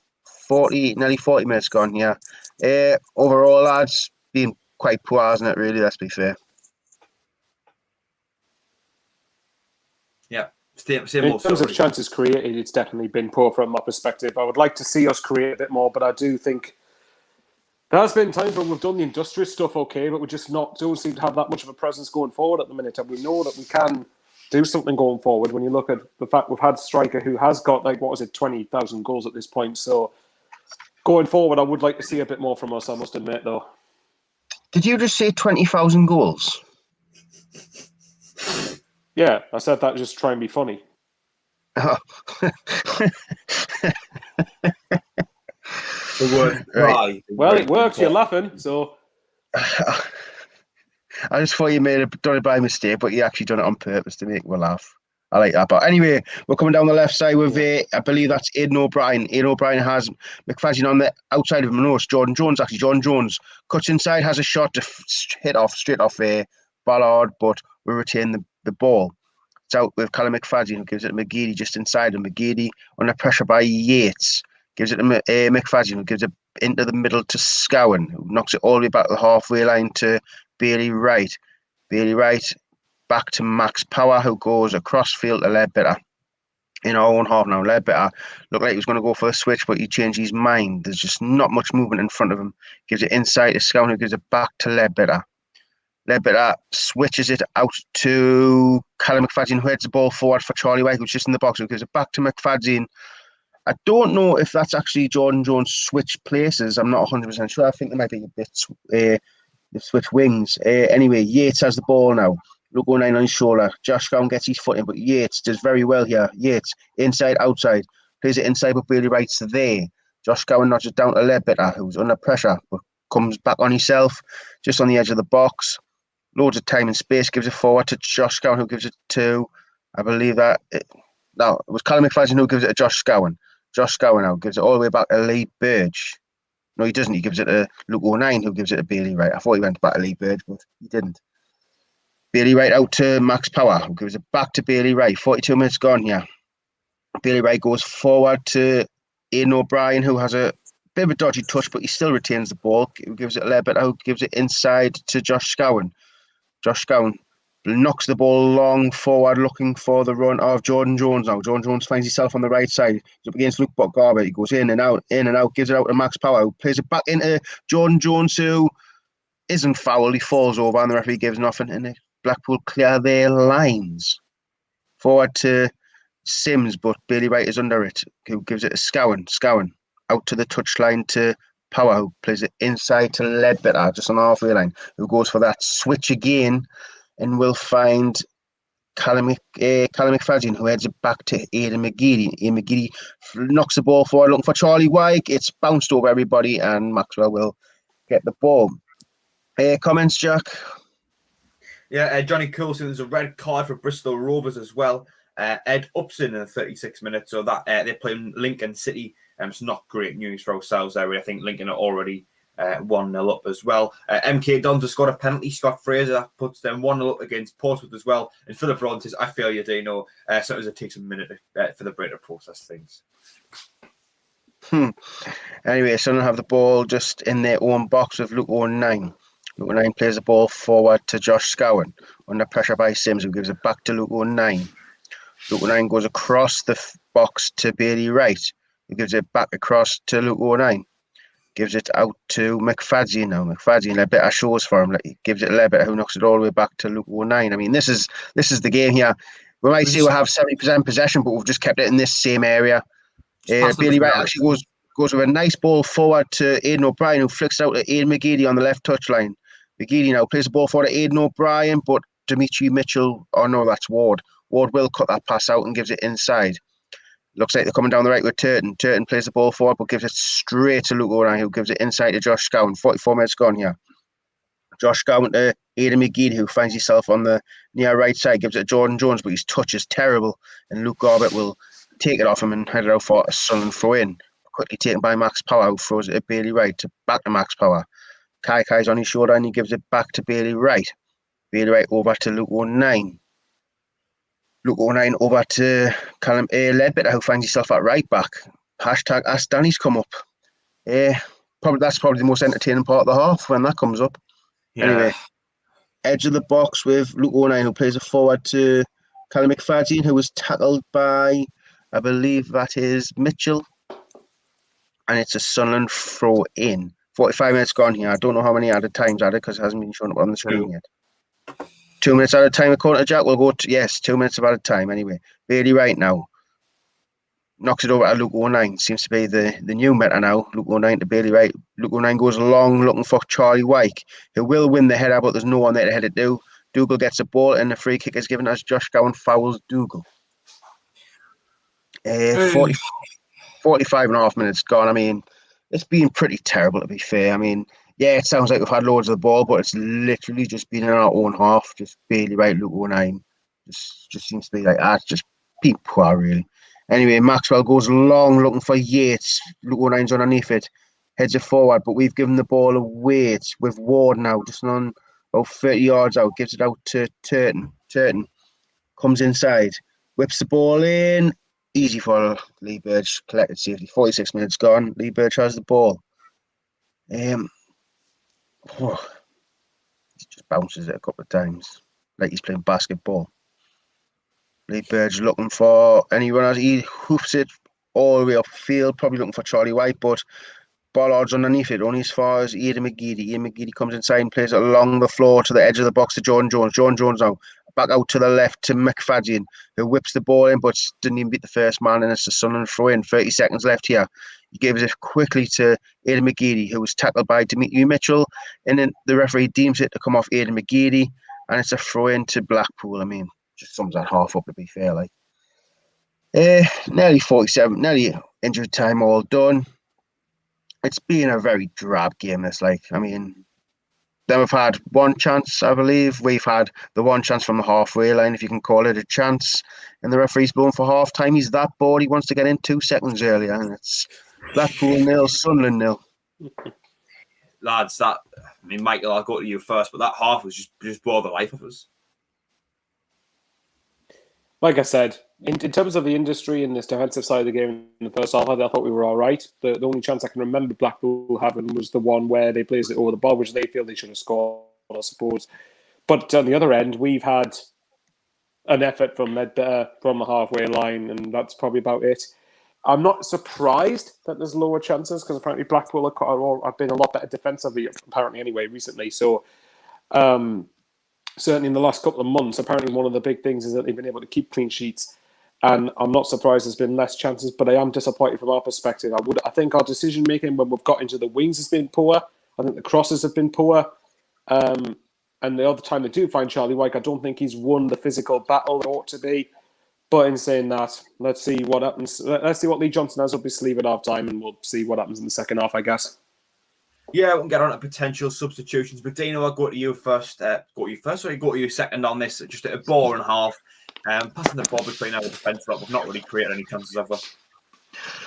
Just being drab, mate. Like, I mean, like this is what we've been like for the last couple of weeks, where we just don't create any chances. And I mean, people say, "Oh, we kept the ball for 70% possession," but I mean, what do we do with it? We don't do anything. I mean, centre midfield's being really static. Nothing's really happening in the centre. Everything comes down the wings, and if your wingers aren't on form by like taking players on and getting balls into the box, and I mean decent balls, not just balls that just go past everybody, you're never going to win a game, is it? At the end of the day, I mean, he has got options to come off the bench. I mean, Charlie Wyke's been quiet. Jordan Jones being quiet. I think Jordan Jones has been very nullified by Garbutt. I think he struggled to get past Garbutt. I think Garbutt's shown that why he's actually a really good left back, because he's kept Jordan Jones very, very quiet. And even Turton on the right, McGeady, being very quiet as well. I mean, when your two main players are quiet, I mean, you're going to struggle for the rest of the game, aren't you? Yeah. I think Swan269 has put a very good comment in saying, definition of vanilla is this first half. I think that's quite a clever comment from Swan there. Steve M73 saying, isn't this match sort of irrelevant? We won't catch top two, but more or less guaranteed playoffs. No point winning today and losing here next month. Try experiment with other combinations. I think this game's about building a psychological advantage going into the playoffs and a bit of momentum as well. Jubro Afrodude says we still have to play Hull, so if we win our games in hand, we can. Bit of debate going on in terms of can we catch top two? I think it's off-roading myself. But speaking of that, of course, Hull City 0, Fleetwood Town 1. Dino, if we were to change it around and pick up a result today, and it stays the same at the kickoff, and Hull, end up losing 1-0 today, things could be looking on the up again, but we need to do it ourselves, don't we? I mean, you see it's look all up, but don't you? Hasn't anyone learned from Sunderland from now? We get that slight chance, and they'll just knock straight back down to earth with a defeat against Northampton or something. Like, this is what Sunderland do. I mean, my mind's not even on top two anymore. It's like it's just a pipe dream that now for me. In my opinion, you just got to go for playoffs. And people are saying, "Oh, we're safely in the playoffs." We're not really. I mean, we're 71 points. I'm sure the sixth place is on 60, 65 or something like that. I mean, there's if 2 wins and then we could be like struggling. I mean, we can't just sit here and say, "Oh, we're comfortably in the playoffs," because technically we kind of aren't. I'll double check now actually while I'm on that subject. Yeah, and SSC before kickoff we were 9 points clear of 7th, but I don't know what's happening with the Charlton game. So. Yeah, and SFC has just said we need a striker who can drift into space and make a yard for himself and not just a big average lump who can head across. Lads, I'm just going to quickly go onto the bench, Dino, while you're doing that. Remy Matthews, Chris Maguire, Lyndon Gooch, Jack Diamond, Carl Winchester, Ross Stewart, Denver Hume. Michael, out of those names on there, are there any players who you can see coming on to make a big impact? Denver Hume, Chris Maguire, Ross Stewart potentially. There's a few players that I could do. It just depends on, I suppose, how the game's panning out. We've obviously look. I mean, with the whole result at the minute, by the way, I still don't think we'll get top two. But even with the whole result, you've got to at least make a fist of it and try to at least attempt to close the gap to Hull, especially considering we play them on Tuesday. Or even then, if you look at it the other way, try and win the game to keep Blackpool at bay and prevent them from potentially getting closer here. So. Like I said, I think if we build on because in the first half, I think we've kept Blackpool out fairly comfortably. I think the game, but it's the same situation. The game's there for the taking if we want it. It just depends on how much we want it. Yeah, I think looking at the bench, for me, one player who I would really like to see come on, Mike, will be Chris Maguire. I just feel as if he's the type of player in this game where things aren't really working for us, but if there's anyone who you want the ball to fall to on the edge of the box in a game like this, and that's maybe how would have to score a goal, be Chris Maguire. Yeah, I think I'd probably agree with that. I think this is a big moment. Well, say Hull don't win, then if you want to have any last chance of top two, we have to win today. So in this sort of situation, you need a big moment, and we need a big game players. And Maguire, as much as I still believe that this season he hasn't performed anywhere near to what he can do, has been a big game player for Sunderland. And that sort of thing could be vital if we want to try and hopefully turn 1 point into 3 to bring back to Wearside. Yeah, Robert Ruddock saying time for King Maguire next half. Yeah, I think I'll quite the same come on. Dino, would you like to see Chris Maguire come on the second half, maybe give us something a bit different? I mean, he can't do any worse than what we're doing now. He might give away something if he comes on, but say what Michael says, he has been a big game player. That was the thing, has been. I mean, most of the games he's played, I mean, he scored against, well, who was it, Crew? I mean, was that a big game? Not really. I mean, the big games where he should turn up. In the context that we got us a point, I would argue it was. It was a big moment, not a big game. I wouldn't... But your big games are your likes of your Charlton, and I didn't play against Charlton or anything like, but your big games are like FA Cup, was it the Vars, the trophy, whatever it was. What was it called again? Carabao Cup? EFL Trophy. Just say EFL Trophy final. I can't even remember the picking name of the competition. Yeah, he big game player, didn't turn up that game. I mean, there's been a lot of time. He's turned up when we've struggled, but it's not against big teams. Every time he's came on against big teams, he's what, done nothing. About the Michael Crew Alexander or Swindon Town? What are you talking about? Exactly, mate. Just listen to them team names. Yeah, he can offer you something different, but he hasn't been on it. And for me, the only reason he's on the bench is for the simple fact, just injuries. I mean, you don't play in the under-23s for no reason. You know, I mean, he's not. I don't think he's injured. He's match fit. So to be chucked in the under-23s, I think it's been about 2-3 times now. It just shows that Johnson doesn't rate the bloke. He's on the bench because there's no one else to be on the bench. That's my opinion, like. Yeah, Ross Stewart as well could potentially come on, maybe offer us something more of an outlet. Carl Winchester might just be able to add us that little bit extra in midfield to bring the ball forward. Maybe someone a bit different to Scowen. Then you've got the likes of Gooch and Diamond and Hume can all come on as well. Just quickly back to the live chat. Steve McIntosh saying, what's wrong with Diamond and Maguire coming on? Nothing to lose. Tom Wallace saying, DG, why would you want Sunderland not even in the playoffs? Should you have some hope left, mate? I think a lot of us are just feeling a bit hopeless at the moment. Just very quickly, 219 people watching, 110 likes. If you haven't already, please do press that thumbs up icon. Give us a like. See if we can get a 200 relatively quickly. If you haven't already as well, please do subscribe to the channel. You won't miss any of our future live streams, including the watch-alongs. And it doesn't cost anything to do either of them. Very quickly as well, if you would like to join our team, potentially become part of our panel, just email SAFC Fan TV 73@gmail.com to register your interest, and we'll see about that. But I mean, lads, I'm stuck for what to say. In all honesty, I don't feel as if there was any talking points at all because that game was just so drab. Like Dino, you were saying, like, we're having plenty of possession, knocking it around the back, but possession doesn't really mean anything unless it's in useful areas. Well, exactly. That's why I think the possession stats just way overhyped and overused. Or they kept the ball really well, but you can keep the ball really well and you're at your back four. If the other team doesn't press you and make you play the ball forward, you can keep the ball along the back four all game long. Simple as that. I mean, we've just been been very ineffective in every area of the pitch. Really, I mean, down the wings, we've been very ineffective. In the centre, we've never had anything from the centre. I mean, I can't remember. I think the last time I actually done anything from the centre was when Ledbetter had that strike from the edge of the box, or you could see a Scowen's dive and header the other week. But other than that, like, how many times this season has the centre midfielder actually done something where he's broke through the middle, had a long shot, or played a killer ball? It's very rare. I don't think we've got the quality in the middle, to be honest with you. I think one of the players who could actually offer us something going forward as a centre midfielder has been forced to play centre-back Fan. Has been forced to play centre-back just because of injuries. John Haley on the live chat is a Blackpool fan in peace. Could be a good second half, just want to stay unbeaten. Michael, do you think that potentially reason we're having so much possession but we're not actually making anything of it is maybe due to maybe a lack of drive in midfield? Someone we've been missing someone, to get the ball forward and create chances?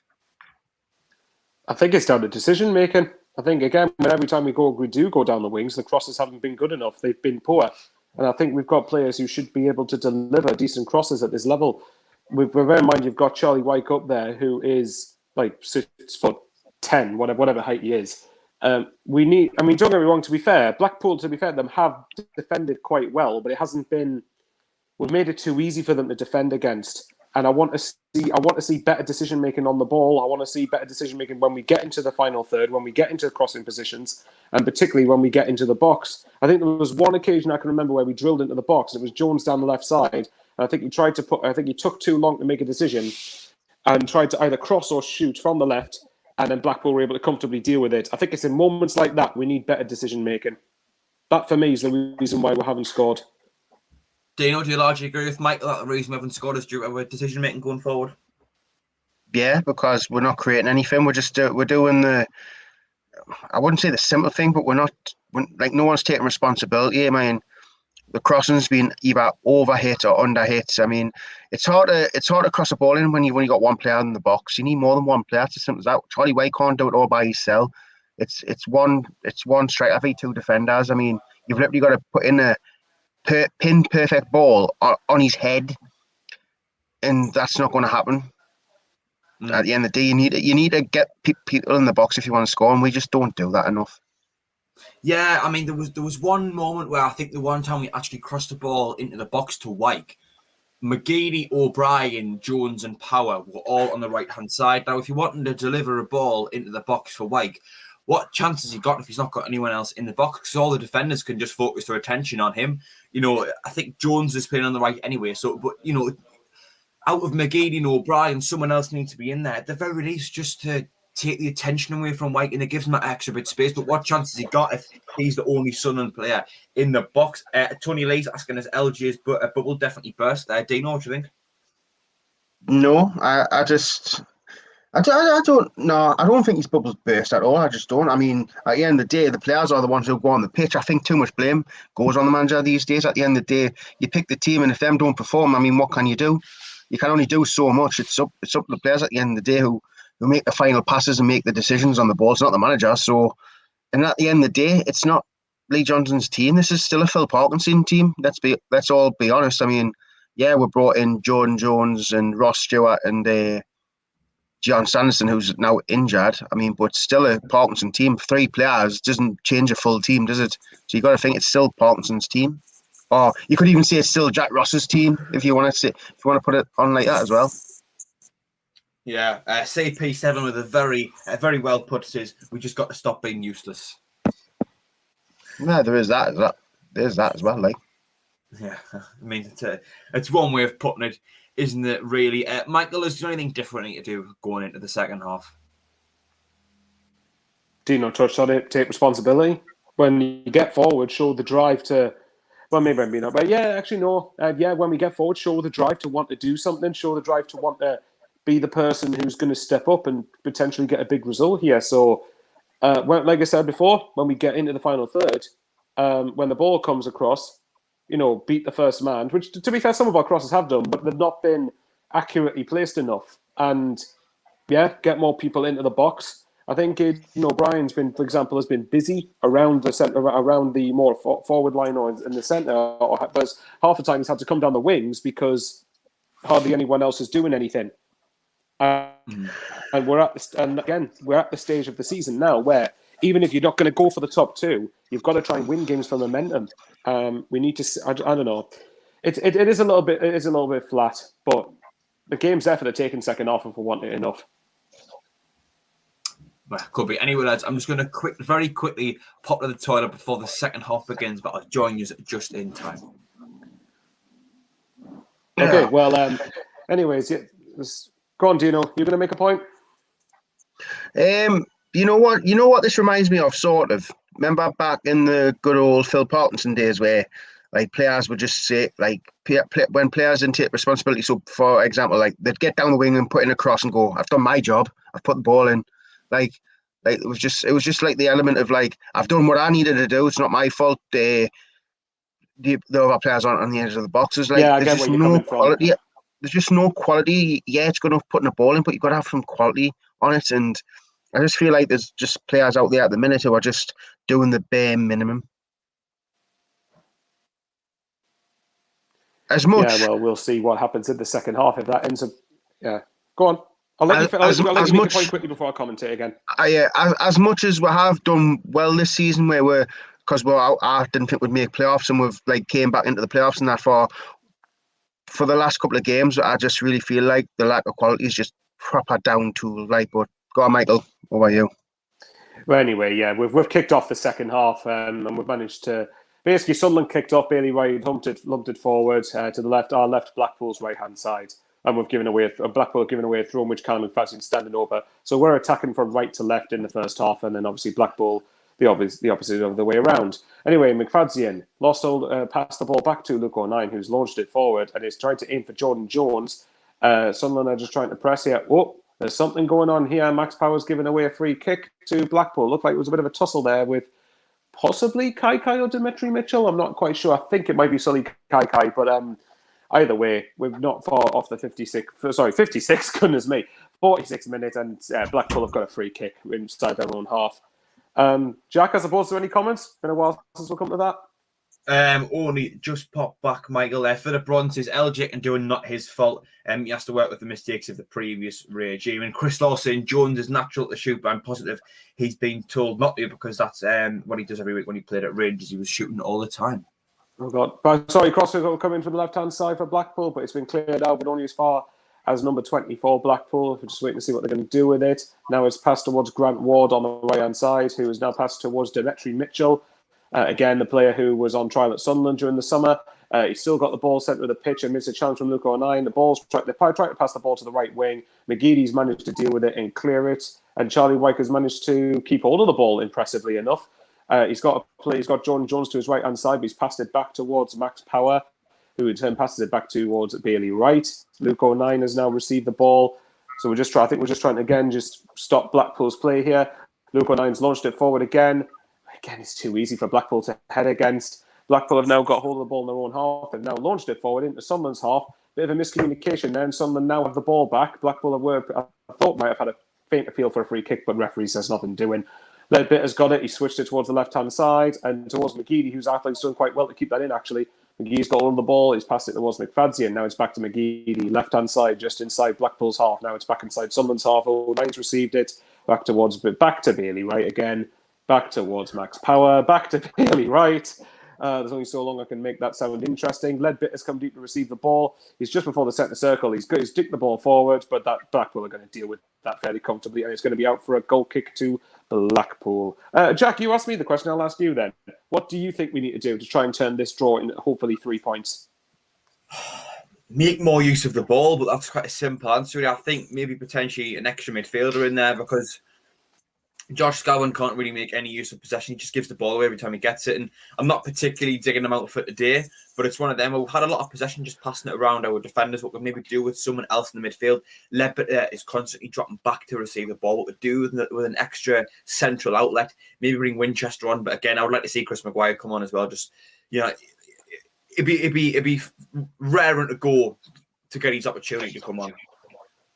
Yeah, I think I'm at the stage where I'd like to see Maguire as well. But anyway, Sunderland have now just got hold of the ball. Luke O'Nien's got it amid pressure from Blackpool, and he's passed it back towards. That is just speaking of Josh Scowen. There he is. Speak of the devil, he shall appear.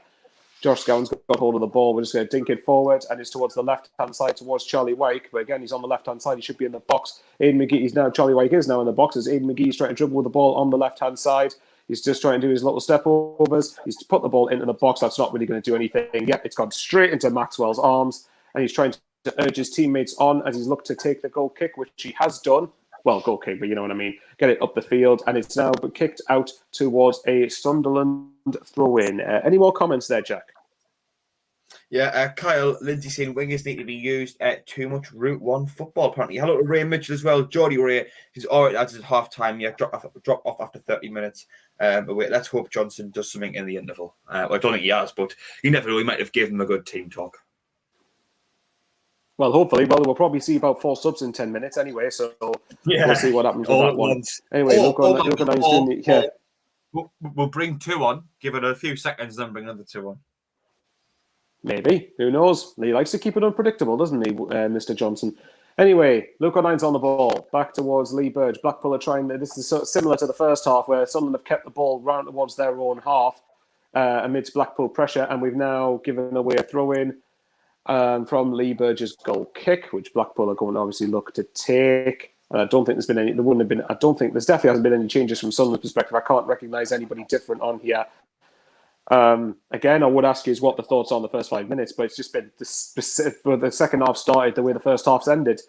Anyway, Sunderland have now got the ball midfield. We're getting it forward towards Charlie White, who's been man marked out of the game quite well. John Jones put a ball through forward towards, tried to get to Aidan O'Brien, but the ball was just the weight of the pass was just too heavy, and it's gone towards Maxwell again, who's kept hold of the ball. Charlie White did well, despite the fact he was just been trying to be wrestled there. There we go. Just wait for the game to start again. There we go. Maxwell's kicked the ball long forward. Here we go. How many installments of head tennis are we going to have? Nope, not. There's only one installment of head tennis. John Jones done well to win the ball back there. He's got it forward again towards, that is Charlie White. Now it's back towards Jordan Jones on Sunderland's left, Blackpool's right-hand side.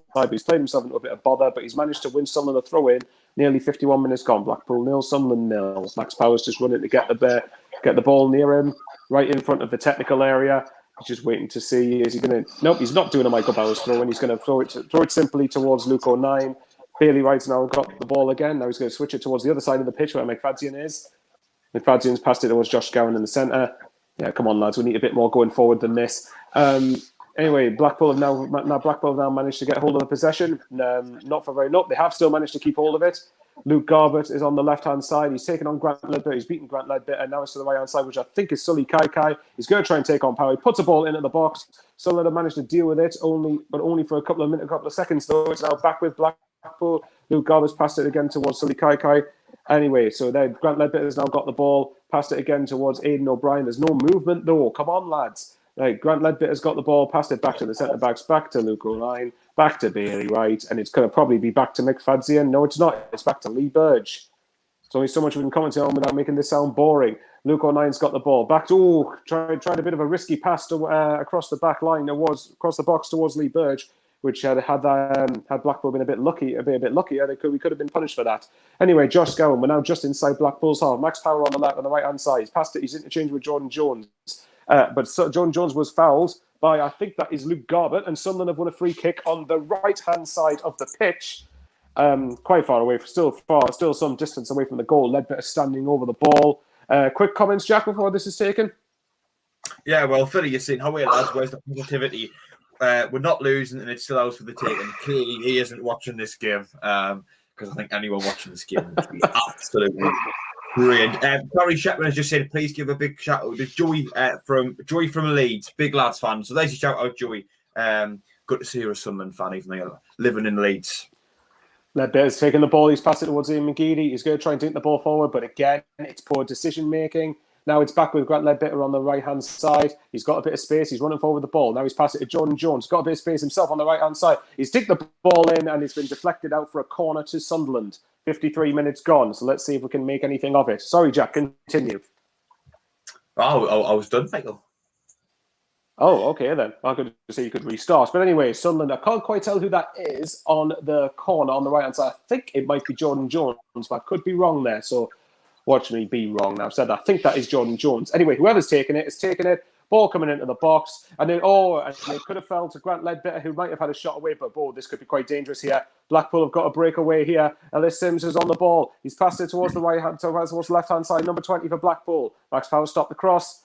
It's just outside Sunderland's penalty box. A cross comes into the box, but it's been way overhit, and it's thankfully got out for a throw-in to Sunderland. There you go. That's probably the best thing. That's probably the most interesting thing that's happened in the entire 54 minutes so far. I don't know what either of you think, but I think it's just been same old, really. Make the changes, Johnson. Don't wait, as you always do, 15 minutes, because this game just needs something to liven it up. Yeah, I think I'd probably agree. I think you'll probably keep it the same as it is for the next few minutes, and then if nothing changes, then hopefully It'll get to the 61st minute, and he'll try to change the entire team. He'll bring 4 subs on after 61 minutes, of course. So does it every week. Quite very possibly. while we've been talking, they're still now tapping. Sunderland managed to keep the ball, but again, it's in their own half. Now it's Josh Scowen's on the ball, pass back to Grant Leadbitter. Now it's back with Josh Scowen. So now we're in Blackpool's half. Let's see if we do anything of it. We've got a little bit of space here to manoeuvre with. He tried to pass through Aidan McGeady. The communication wasn't there, though, because Blackpool have managed to win the ball back. And they've launched it forward, and it's back with Lee Burge again. Lee Burge himself throws this out towards Callum McFadzean on the left-hand side. Right, I think we're starting to see a little bit more of the ball here, but we need to do something with it, though. Aidan O'Brien, he's got hold of the possession there. He's passed it to the right-hand side, towards Jordan Jones. We're in the penalty area. He's going to try his fancy dribbling. He's going to try a pass, but it's been comfortably blocked. That's what I mean by decision-making. That needs to be a lot better if we're going to win the game. Should have been quicker. Leadbitter's got hold of the ball here. Yeah, exactly. Backs power back towards Aidan McGeady, who's down in the centre roll. He's passed the ball forward, so I think that was Charlie Wyke, but who looked like he could have ran through on goal, but he's in an offside position. And it is going to be yet another free kick towards Blackpool. Dino, what would you say that we need to do? I won't ask you thoughts on the second half so far because now it's happened. What would you say we need to do? Well, I think we should take McFadzean off, get Hume on. Maybe bring Stewart on, maybe for Wyke, because for me, Wyke hasn't done it in a lot of games. I know he scored the other... Did he score the other week? He did, didn't he? But oh man, he's been quite poor today. He scored against Wigan, yeah. Sorry, Blackpool have got a good chance here. Dimitri Mitchell on the left-hand side, but it's been given as a free kick to Sunderland, I think, or that might be an offside decision itself. Speaking of McFadzean, I think he looked like he was a little bit winded there, but he's walking around, so we're just waiting. Sorry, Dino, go on. Continue. Possibly bring Maguire on for... I don't know. I mean, who do you bring on for? Maybe change formation. I just don't know. I mean... It's like if you make any changes, it probably won't change anything because it hasn't really done the last couple of times he's made changes. It just no ever changes. He's made change, but no ever changes. Anyway, ball forward from Josh Scowen, who was going to aim for Jordan Jones, but I think Luke Roberts managed to comfortably be that. Though Sunderland have won the ball back inside Blackpool's half. Aidan McGeady's on the left-hand side. We're just into the penalty area here. McGeady's going to try. He's going to try a shot. Here's McGeady, and it should have been a goal. McGeady hit the post. But a free kick has been given towards Blackpool. That should have been 1-0 Sunderland, really. But there we go. That's the first decent moment we've created. But I think that Wyke must have fouled a Blackpool defender in the aftermath of that chance. Also, it might have been O'Brien, actually. Either way, Blackpool got a free kick. Lads, what's your thoughts on that? Yeah, well, I think for the first time in the game, really, we've came close to scoring. Dare I say it was McGeady did well to cut inside, beat his man. Well, that's the quality he's got. It's just unfortunate that we've missed it. But I think above anything else, it's taken us 57 minutes to just get that.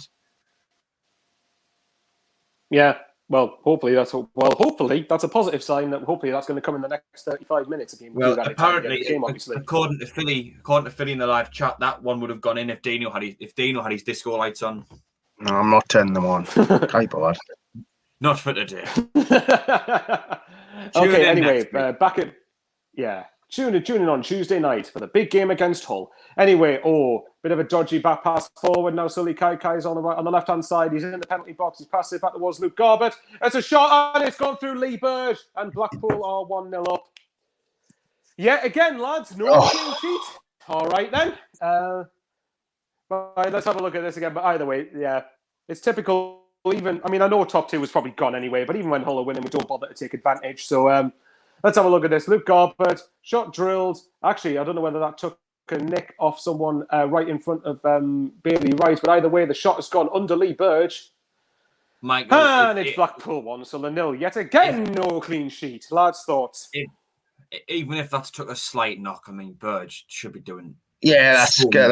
Yeah, I agree with that. I'm normally Burge's biggest defender, but I kind of defend him there. Like that's quite awful, to be fair. Like, I mean, oh god, that's terrible, to be fair. Yeah, swear. How weird! Let the season fizzle out, man. Sort it out. I don't think he's the best keeper in the league anymore.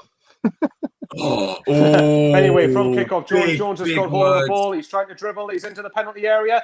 Jordan Jones, and again, it's poor decision making. It's allowing Blackpool to defend it. Anyway, Sunderland have got a corner, right-hand side. Jordan Jones is going to be over this. Let's see what ends up happening. So obviously we have final goal, but annoyingly, it has to be Blackpool take the lead, not Sunderland. Anyway, Jordan Jones with the ball. Let's see if we bother to respond to this. Jordan Jones, and it's been pretty poor. It was a shot from Aidan McGeady, but it was comfortably straight in Maxwell. Oh, lads. Hey dear. Well, I love again, the fact, against I love the Sunderland, fact Matthew's. I love the fact Matthew Leeds come in just to remind us about Lee Burge, best keeper in League One. But can I just say what have we done outfield? I mean, it's good enough blaming Lee Burgess because maybe I know Matthew that Lee Burgess is his scapegoat, and let's be fair, everything's Lee Burgess' fault. But we haven't done anything. Let's be fair. Let's remember there have been a lot of games where Lee Burgess saved Sunderland. So that just happens to be one recently that he hasn't. It's just a scapegoat. It's a scapegoat thing. Yeah, he hasn't done any. He hasn't covered himself in glory there. But what have Sunderland done outfield? Absolutely nothing. But yeah, it's Lee Burgess' fault. Look, the entire team's been. I mean, let's not get. I mean that goal in particular is Lee Burgess' fault. But yeah, I do get the point you're making. Anyway, I don't know who's taken over. It's past 60 minutes. I think it's Dino, but I could be wrong here. Or it might be Jack, actually. I'll do it if you want. Bailey Wright lobs the ball forward, looking for Charlie White inside the box, but couldn't quite find him. I'm just taking this one because it's going to be the shortest of the three. The person who does the last 15 holes has to go in stoppage time. And I just want my commentary over because I'm sick of this game. Anyway, the Blackpool keeper picks the ball up, ready to take his goal kick. There's Tom Wallace on the chat is just trying to pick the mood up a little bit, saying hashtag next goal winner. Unfortunately, Tom, football in this sense doesn't work like that. I love his goalkeeper. Yes. Yeah. Credit for that. Anyway, goal kick is taken. Headed by Luke O'Nine. Comes straight back at us. So it's two Blackpool shirts win it in a row. Taken down by Jordan Jones towards the right. Ledbetter picks the ball up. Finds Aidan McGeady. Nice little turn from Aidan McGeady. Right-footed ball. Goes over the top. Looking for Charlie White. Couldn't quite find him. Keeper retrieves the ball. Throws it out to the left-hand side. I think that's Garwood at left back there. The goal scorer knocks it forward down the line, headed by Bailey Wright. Jerry Yates tries to pick the ball up. Sees it out for a Blackpool throw in out on their left, our right hand side. Yates with the throw leaves it for Luke Garbutt to take now. I assume Yates might try and get himself in the box. Throws it short of their number 10. I think that's Sully Kai. Knocks it back to their number 18 in the middle of the park. Knocks it over towards Ollie Turton at right back. McGeady goes over him. The ball is fed into Dimitri Mitchell. Back to Ollie Turton, the right back, inside now to their number 18. Goes past Scowen as if he's not even there, and Scowen's not even really bursting the back. Goes to Dimitri Mitchell out on the right-hand side. Skips past McFadden, who left the foot out, and Mitchell went down. I believe the referee's given something. I think he's given a Blackpool free kick. Not entirely sure. I think that's what will be given. McFadden could be red card, Yes. Well, he's already been booked, hasn't he? I was wondering. Here we go. Is there going to be a scrap here? I was wondering what all the Blackpool players are going over for, but yeah, obviously McFadden on a yellow card could be in danger. Yeah, referee just trying to calm everyone down. As the Blackpool players surrounding the Sunderland players are in around it as well. Referee's walking over in McFadden's direction. Doesn't look as if he's going to give him a second yellow card. At least not at the moment, anyway. Blackpool have a free kick on the right-hand side after Dimitri Mitchell skipped past McFadden. McFadden struck a leg out and Mitchell just took the knock, went down. Free kick just on the edge of the box, really, on the right-hand side. Luke Garbutt, the left back, and the goal scorer to take this one for the Tangerines. Aidan McGeady is the only man in the Sunderland world. Plenty of players in that box. It could be... I think it could be one of them where you just smash it into the general direction of the goal. If it was Sunday League, I think there'd be shouts of stick it in the mixer. Anyway, Luke Garbutt, left-footed ball, swings it towards the goal. Lee Burge punches it away. Out for a Blackpool throw-in on their left, our right-hand side, which Garbutt may jog over to take. Yes, he does. From the right-hand side over towards the left now to take this throw-in.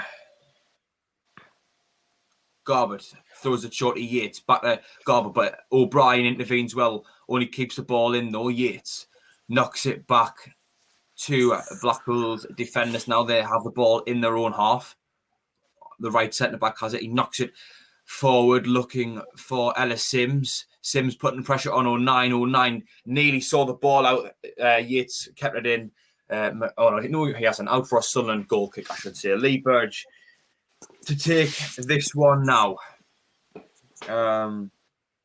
As Philip Brodden says, Hume on for McFadden. I don't know if he's suggesting that, but there we go. Denver Hume is making his way onto the pitch. Nope, it's happened. Yep.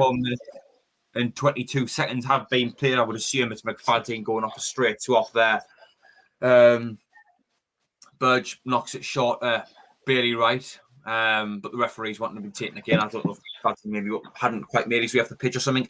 Anyway, Burge straight into right, knocks it over to Luke O'Nien at left centre back, as Conrad's putting the chats in. Oh, they're doing refunds on season cards for next season. They better be, because I've done mine. Anyway, sends it long now, headed down only into the path of Aidan McGee, who cuts inside up against Ollie Turton. He knocks it over to Dendry Hume, making his way inside the box. Cross went, well, it wasn't a cross, he just slid it along the floor, really, out for a Sunderland corner. Hume runs over, puts the ball down on the spot. Aidan McGee getting ready to take this one now for Sunderland. 261 people watching, 125 likes. If you haven't already, please do press the thumbs up button. Just give us a like. You might need to close the live chat first if you're watching on a mobile device, and subscribe to the channel as well if you haven't already. Trying to get to 6,000 subscribers as quickly as we can. It's free to do both of those. Anyway, corner was taken. The Blackpool keeper did well to come and claim the ball, but the referee stopped the game for a break in play. The Blackpool player is down in the box holding his head, I believe. I'm not entirely sure what happened there. Maybe a collision. Anyway, yeah, corner went in. Keeper does well to collect the ball, and just he knocks his own defender as he comes down. Really, referee just stopping the game to make sure he's all right. There's a couple of Blackpool's medical staff on the pitch seeing to that player now. Philip Bronze's good switch that was needed about 10 minutes ago. McFadden was lucky to not see red before he's brought off. Dino, do you think McFadden's just being brought off to make sure he doesn't get a red card? Yeah, because I think the Blackpool players went a bit over the top where the way they charged down, like he just like 2-footed the player. I mean, you could see what they were trying to do. They were trying to get him sent off. I mean, it'll make the game a lot easier for them, because no matter what, with 11 men, you've still got a chance, even though we haven't really done anything apart from hit the post. But yeah, I mean, it's you've just got to be clever and try and keep 11 players on the pitch, because as soon as you go down to 10, you might as well say game over. But I mean, on the goal, yeah, Lee Burge, it was terrible. But again, he'll be the scapegoat of why we got beat. Is it not? Did we not get beat because we didn't defend well, or we didn't even create anything? I mean, people say, "Oh, we got beat, Lee Burge," but have we created anything? I mean, I didn't know Lee Burge was it was that for we're scoring goals as well. I mean, people can't just blame Lee Burge all the time. They've got to look and go, we didn't do anything going up front. It's just people who don't like Lee Burge because he's not John McLaughlin. People just need to face the facts of life. He's the best keeper we've got, so deal with it. Stop moaning about it at the end of the day. And to make matters even worse, Hull City have just equalised at home to Fleetwood Town. I'm not even bothered about that, you know. I'm not bothered in a way. In a way, I kind of, if we're not going to win this game, if we're not going to get the job done here, I kind of want Hull just to put us out of our misery.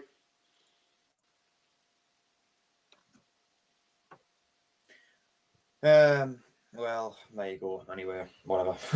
I know what you mean, Dino, about Lee Burge. The overall performance has been rubbish today, but I mean, you know, you can't for their goal. It'd be crazy to say he shouldn't have done better there. But you know, like you say, the overall performance.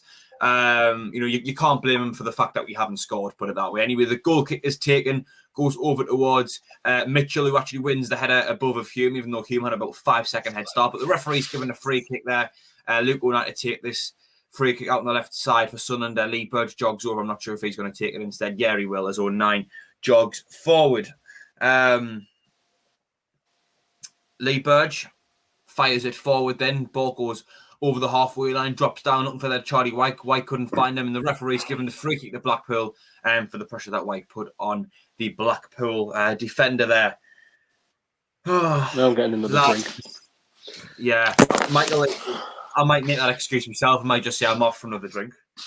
Gary Grundy saying they're all to blame as a squad. Yep, completely agree. Everyone who's played today has been rubbish. There's no one really who you can look to say they've been all right, really. No one's really performed, have they, Dino?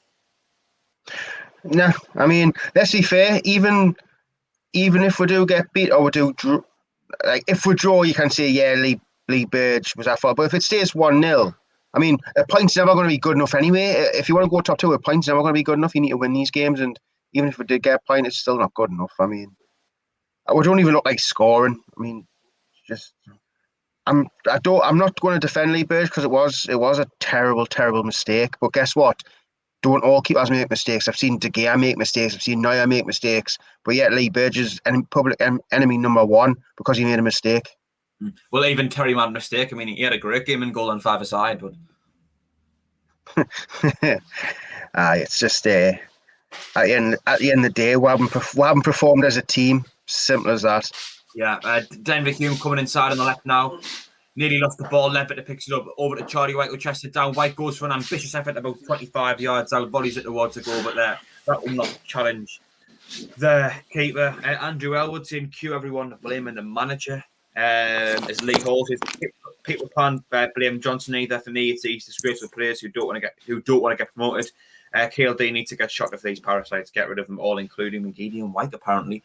Anyway, Blackpool coming at us now. Ollie Turton heads it down. Josh Scouten intervenes over for the ball and get it to Dimitri Mitchell. Left foot ball goes forward. Charlie White heads it down. Blackpool will pick the ball up in the midfield. Turton coming inside. Good tackle there by White. Actually, it's Ledbetter picks the ball up now into Jordan Jones in the centre circle. Jones is fouled by Luke Garbutt in the centre circle there. Free kick to Sunderland then inside the centre circle, just over the halfway line, a touch over towards the right-hand side. The referee's bringing Luke Garbutt over for a chat. Will he give him a yellow card? No, he won't. Grant Ledbetter stood over this free kick then. Jacob Aveyard keeping his prediction of 2-1, apparently. Kyle Lindsay saying Blackpool could walk the playoffs very strong at home. Ledbetter then stood over this free kick. Looks as if he's going to swing it into the box, really. Hopefully a Southern player can get on the end of it. Ledbetter. He's got Hume just to one side of him. Sticks it into the box, looking for the head of Charlie White. Mitchell, it was Ellis Sims won it instead. Scowen heads it down into Aidan McGeady, who knocks it back to Denver Hume just inside our own half. Now it's Grant Ledbetter in the centre circle. Ledbetter spreads it out on the right, looking for Jordan Jones, who takes it down inside the box, fires it back across. Keeper's able to catch it in the end. Oh, no, he's not able to. Oh, 9 managed to get a shot off in the end, but it was cleared on the line. Very frustrating. Now, that kind of all seemed to happen about a million miles an hour. But Jones's touch there, Dino, just took it away from him a bit. Yeah, it did. I tell you what, do we not have a shout for a penalty there on Luke O'Nien? I mean, Luke O'Nien, when he went to shoot there, it looked like the keeper tried to drag him down. I mean, we'll have another look. Yeah, Jordan Jones' touch was terrible. He hits it across. Luke O'Nien does really well to win the header, but watch. There, the keeper, kind of grabs him, I think, a little bit. Or I might just be biased there, but it looks like he tried to grab him and bring him down. Don't know what you think. Our good friend, CONRAD. Those type of things you could see them given. Anyway, just quickly, lads, CONRAD, our good friend of the show, has just said, SAFC need to sign me, Dean, Jack and Adam next year. Yes, of course, the magical five-a-side team. But thank you for your £1.99 donation, CONRAD. Legend. Well, I wouldn't say me or Jack because we score own goals. So me? What did I score? I mean, me and Adam. Sorry, me and Adam. Sorry. I was going to say I was strictly. Goodness me, Dean! Don't drag Jack down with you, man. Come on. No, Jack just does McGeady spins and injures himself. I mean, not McGeady spins, man. Picking Cruyff turns and injures himself.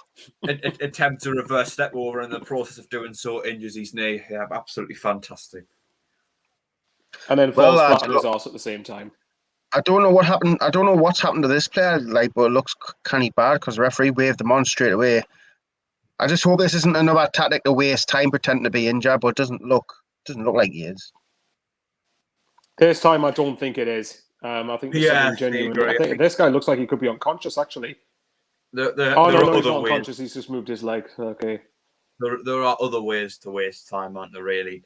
73 minutes. Can I just point out? Can I just point out? Opportunity to waste time on what? We're not doing anything. That's true. Yeah, fair point. Actually, it took us a second to click on. Anyway, 73 minutes, 43 seconds gone of this game. It's Blackpool 1. Sunderland will be heading over to Dino in just over a minute.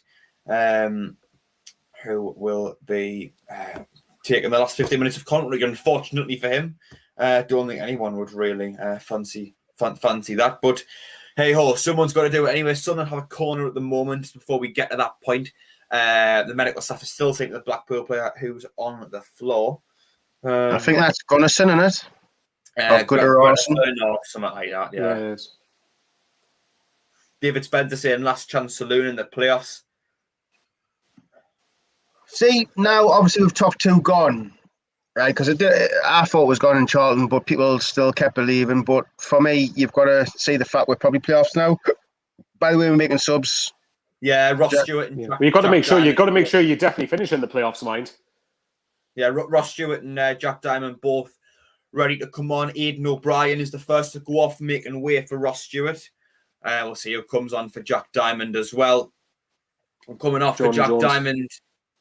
Is it Jordan Jones, Michael? So that looks as if we're going 4-4-2 with Diamond and McGeady as the two wingers. Then yes, it is Jordan Jones. But I mean, like he was against Wigan, Dino, Jordan Jones hasn't exactly had a great game today. Yeah, he's been off the boil, but I mean, at the end of the day, it's not his fault we're getting beat. It's the team at the end of the day who haven't done anything. It's as simple as that. And they're making a substitution. The player who's injured or has down Greterson is coming off, and Thornley is coming on. Yeah, hopefully Greterson is okay. But Dino, it's your turn to commentate for the final for 14 and a half minutes now. Yeah, whoop-de-doo, you know what I mean? Anyway, I think it's Ledbetter over this. Ledbetter whips it in. Charlie White wins the header, but they clear the ball. Blackpool only as far as Scowen, who knocks the ball forward, but Thornley heads it out. It's only as far as Scowen, who heads it to Ledbetter, who tries to flick it forward, but it's cleared by Blackpool for Sunderland throw in. All the players are just getting back into position. Oh, hey. Hull by the way, Hull are now 2-1 up at home to 3. Yeah, right. Lewis Porter scoring for them. Yeah. So that now, can everyone just see that top two's gone now? Can we stop talking about top two? Well done, Dino. You spotted it about 3 days before everyone else did. Anyway, Sunderland coming down with Ross Stewart. Ross Stewart gives the ball to Scowen. Scowen over to Jack Diamond now on the right side. Jack Diamond plays it back to Power, who whips the ball in. Good header by, I believe that was Charlie White, but it was very easy for the keeper, to be fair. I was hoping the keeper was going to make a mistake and chuck it in his own net, but he didn't. Well, 76. I like that. I was hoping the keeper was going to make a mistake and chuck it in his own net. like you kick the ball in your own net at 5-a-side. Yeah, cheers, mate. Anyway, on the edge of the box, yeah, with on the edge with Yates. Yates, just on the edge of our own box. Plays it back to Dougal, who gives it to Ward, who gives it out to Garbett, who gives it back to Ward. Scowen's on his... Scowen put him under pressure and he's played it back to Ballard. Ballard plays all the way back to Maxwell. Maxwell goes long down the middle, looking for the run of nobody, and Bailey Wright will head it forward. Headed back forward by Ballard, only as far as Hume. Hume now on the left side. Plays the ball long down, looking for Charlie White. Charlie White just can't get there and finally heads it back complete to Maxwell.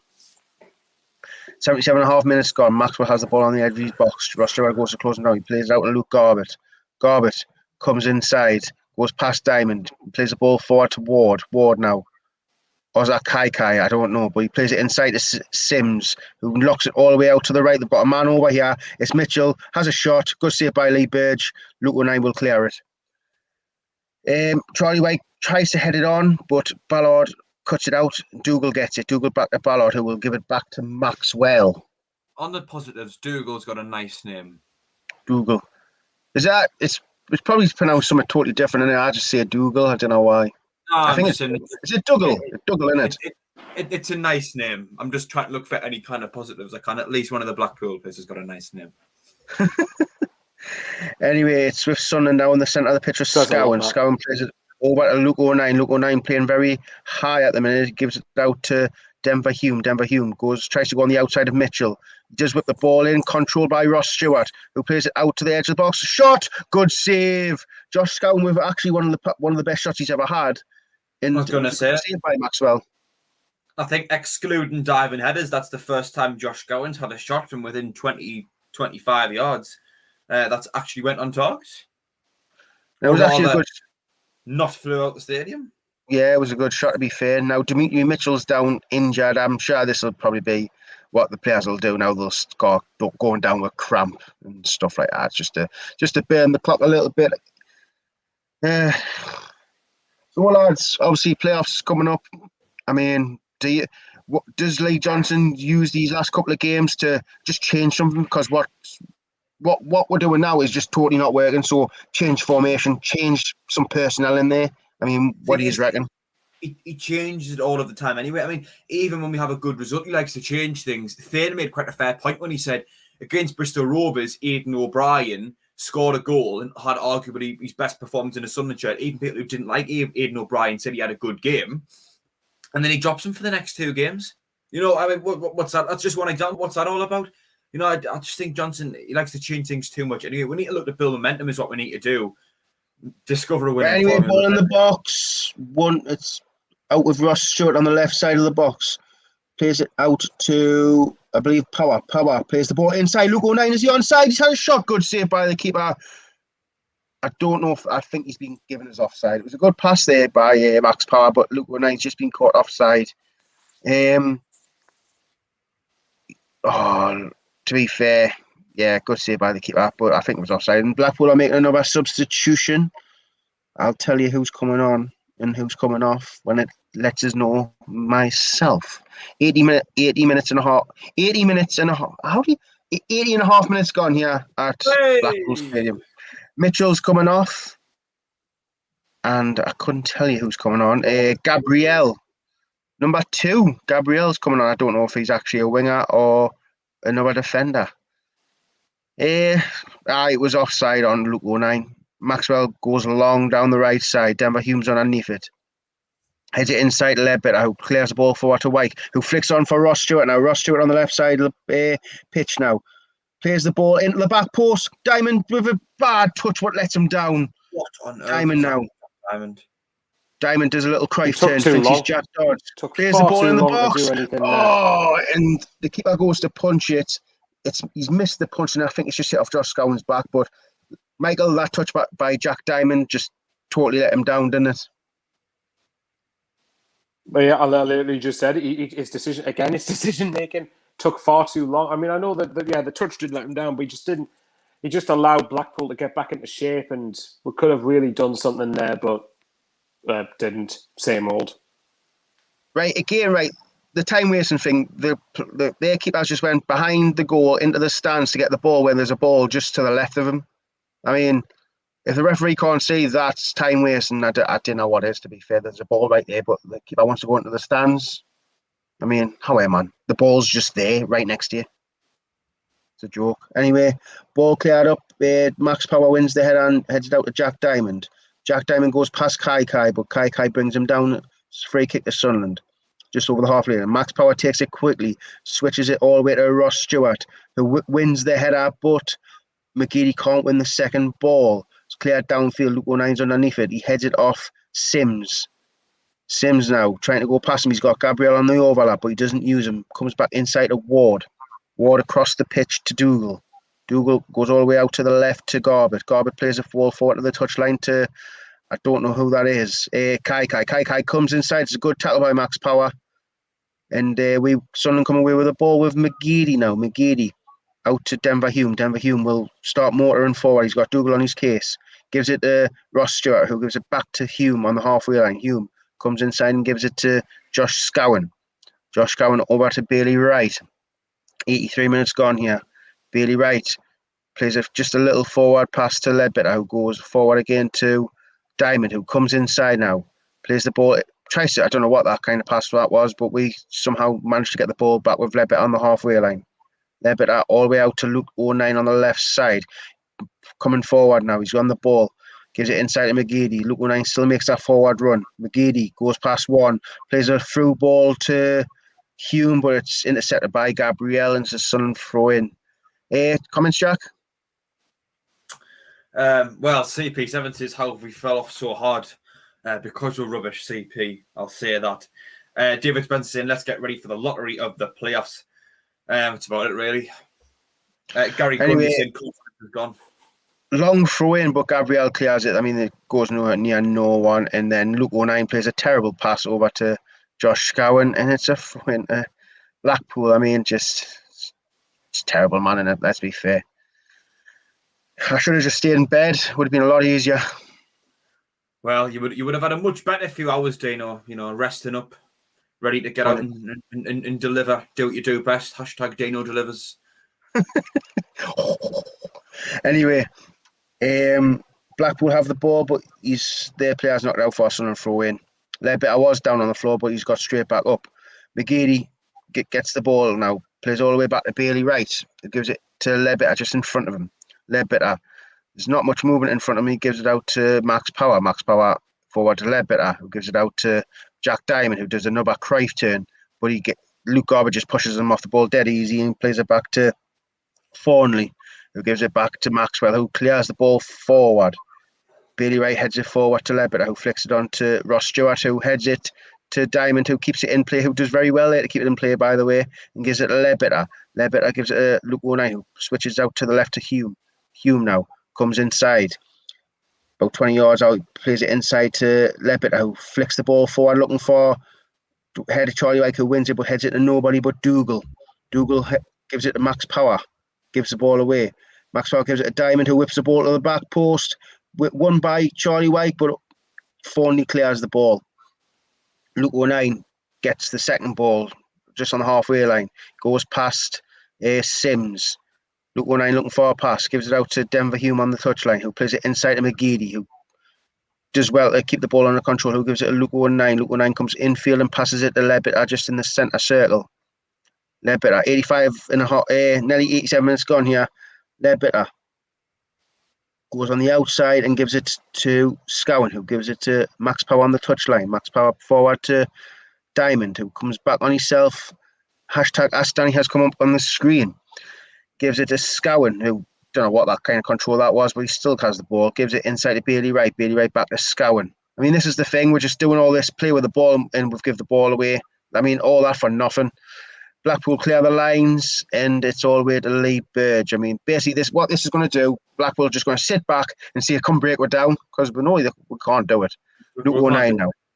Luke O'Neill goes past Sims, gives it to Denver Hume on the touchline. Denver Hume plays it back to Ledbetter on the halfway line, who gives it to McGeady just in front of him. McGeady now back to Ledbetter.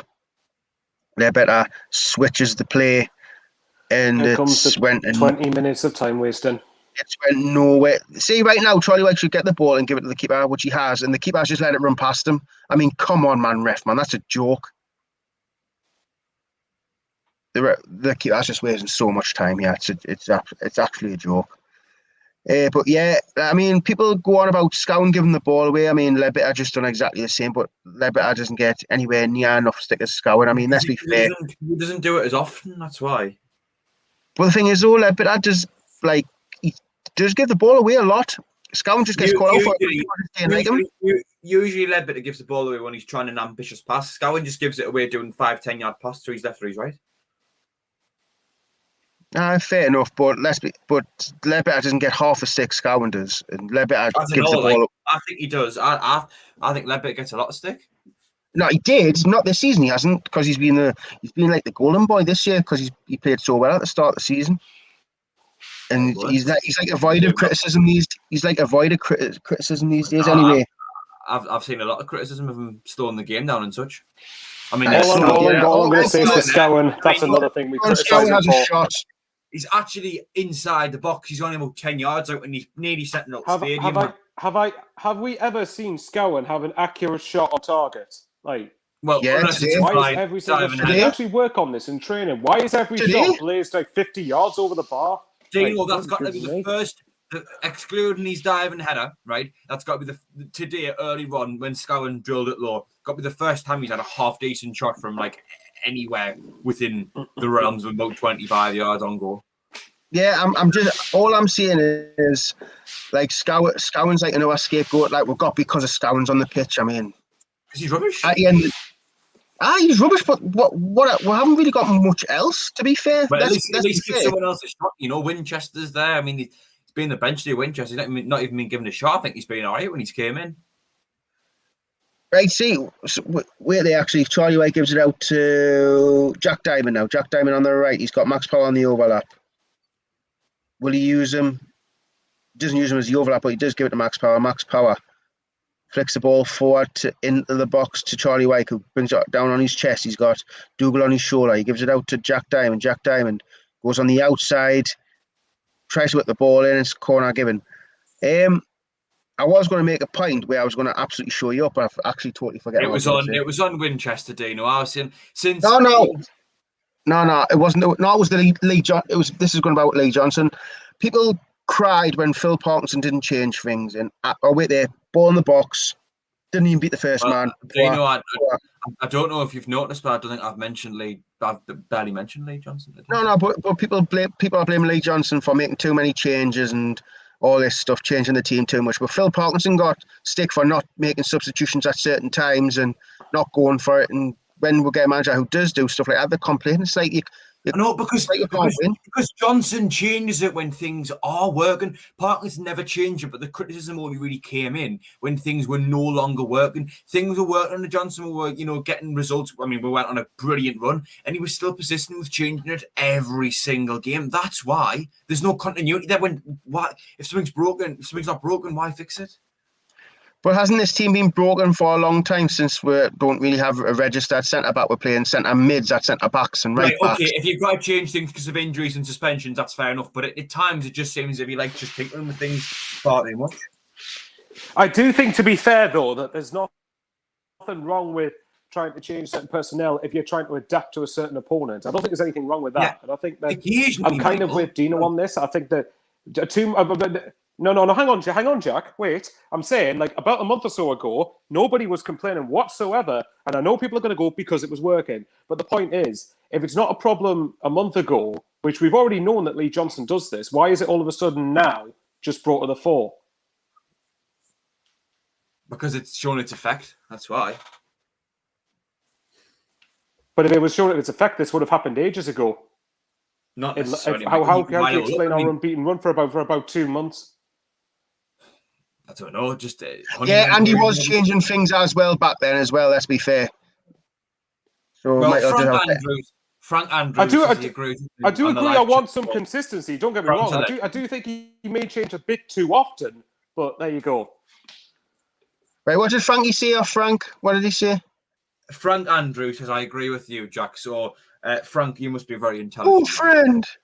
Anyway, 7 minutes of added time, 2 minutes of being played, and literally nothing's happened. See Minton does as well. Like, Oh, friend. Good guy, see Minton. Anyway, 2 minutes have gone in the injury time. Come on, anyone in the comments disagree with us? And nothing's happened. We're just doing route one, just not working. We haven't really missed much. Anyway, McGeady who does a Cruyff turn, thinks he's Jack Dodds. Hume plays the ball into the box. Clear by Garbett. Gabriel's underneath, and so is Hume, and the referee is giving a throw into Sunderland. 92 minutes gone. Blackpool, I think. Sunderland's making a substitution. Gooch is on for Scowen. I don't know what formation we're playing now. Right. Anyway. That's probably what it is. Luke O'Nien inside to Bailey Wright, who gives it to Lyndon Gooch. Tries to go down the line, but gives it to Max Power on the touchline. Max Power whips an early ball in, looking for the back post with Charlie White, and Maxwell will collect that comfortably. Can't even say it. I mean, it's just been terrible. I mean, apart from the Scowen shot in the crossbar, I mean, and Luke O'Nien's probably cleared off the line. I mean, it's still been a drab game, let's be fair. You're the tone to keep bringing this Scowen shot up. What? Because that was an actual chance. I only bring the chances up. Not my fault. Not my fault. Scowen's name's attached to that. Anyway, I think he's fishing a bit, Dino. He is a little bit, isn't he? Anyway, Maxwell clears the ball downfield to the left. Sun throw in, which Max Power will take. But there's a double substitution here for Blackpool. Just running the clock out. Looks like Kai's coming off for, I don't even know who that is. Looks like a defender. James Husband. Kai for James Husband, yes. He used to play for Middlesbrough, he did, didn't he? Name rings a bell. I think he did, yes. And Sims, isn't that Sims who's on loan from Southampton as well? I'm sure they've got a player called Sims.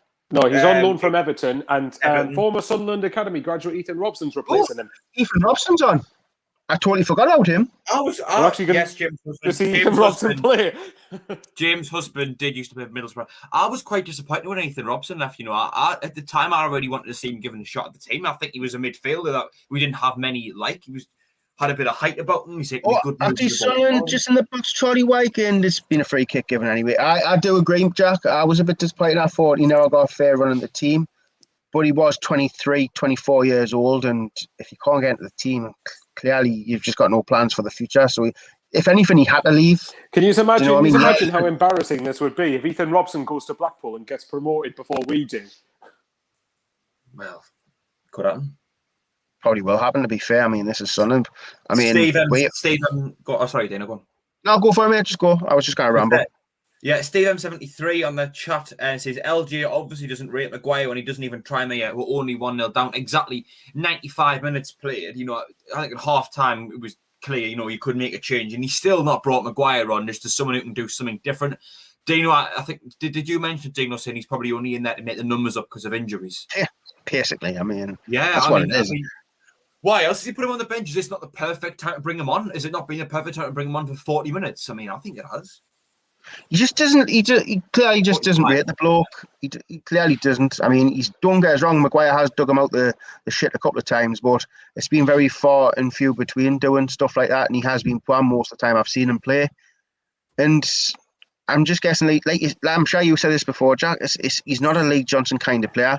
No. And I mean, yeah, I like Chris Maguire for the memories, some of the goals he scored, but I think he's just time's up now. I mean, as much as people want him to play, Lee Johnson's not going to pick him, so it's pointless moaning about it at the end of the day. It's pointless because at the end of the day, Lee Johnson's not going to play him. You can moan all you want. He's not going to play him.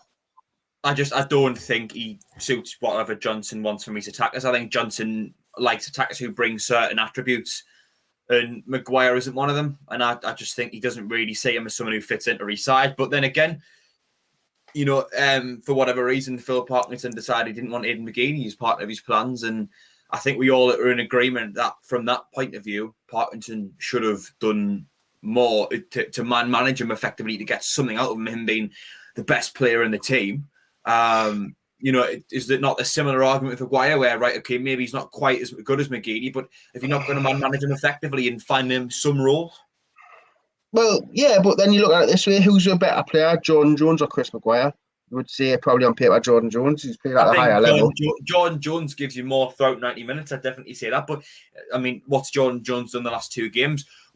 Could Maguire not have been an ideal replacement for him in the last 20 to 30 minutes or even earlier? Yeah. Anyway, it looks like it's 97 minutes gone now, and literally as we've rambled, nothing's happened. Like, it's just we just keep giving the ball away and then just keep giving the ball back to us. It's just been a waste of 7 minutes. I mean, yeah. See if, for example, Lee Burge didn't make the mistake he made, we would have probably still drew 0-0, and a point's still not good enough at the end of the day. So blame Lee Burge all you want for the goal, but at the end of the day, what has the strike force done in this game? Absolute butt all, and it's game over. Blackpool 1, Sunderland 0, and it's been one of the worst matches I've seen. It's been that bad, just awful. Yeah, I mean, I'm sure we'll get onto this in the review after, which I'm really, really not looking forward to at all, but we'll do it. We'll talk about the game in the review. I'm trying to say thank you to everyone who's tuned in to watch us today. It's not been our greatest stream by any means, but then again, the game was absolute rubbish. One quick last mention, 272 people watching, 152 likes. If you haven't already, please press that thumbs up button, give us a like, and subscribe to the channel if you haven't already. It's free to do both of those things. And if you do subscribe, you won't miss out on any future videos or streams or anything like that. For myself, Jack Dodds, from Dino Elgar and from Michael Bowers, thank you for watching. I will see you later. Take care. Bye-bye.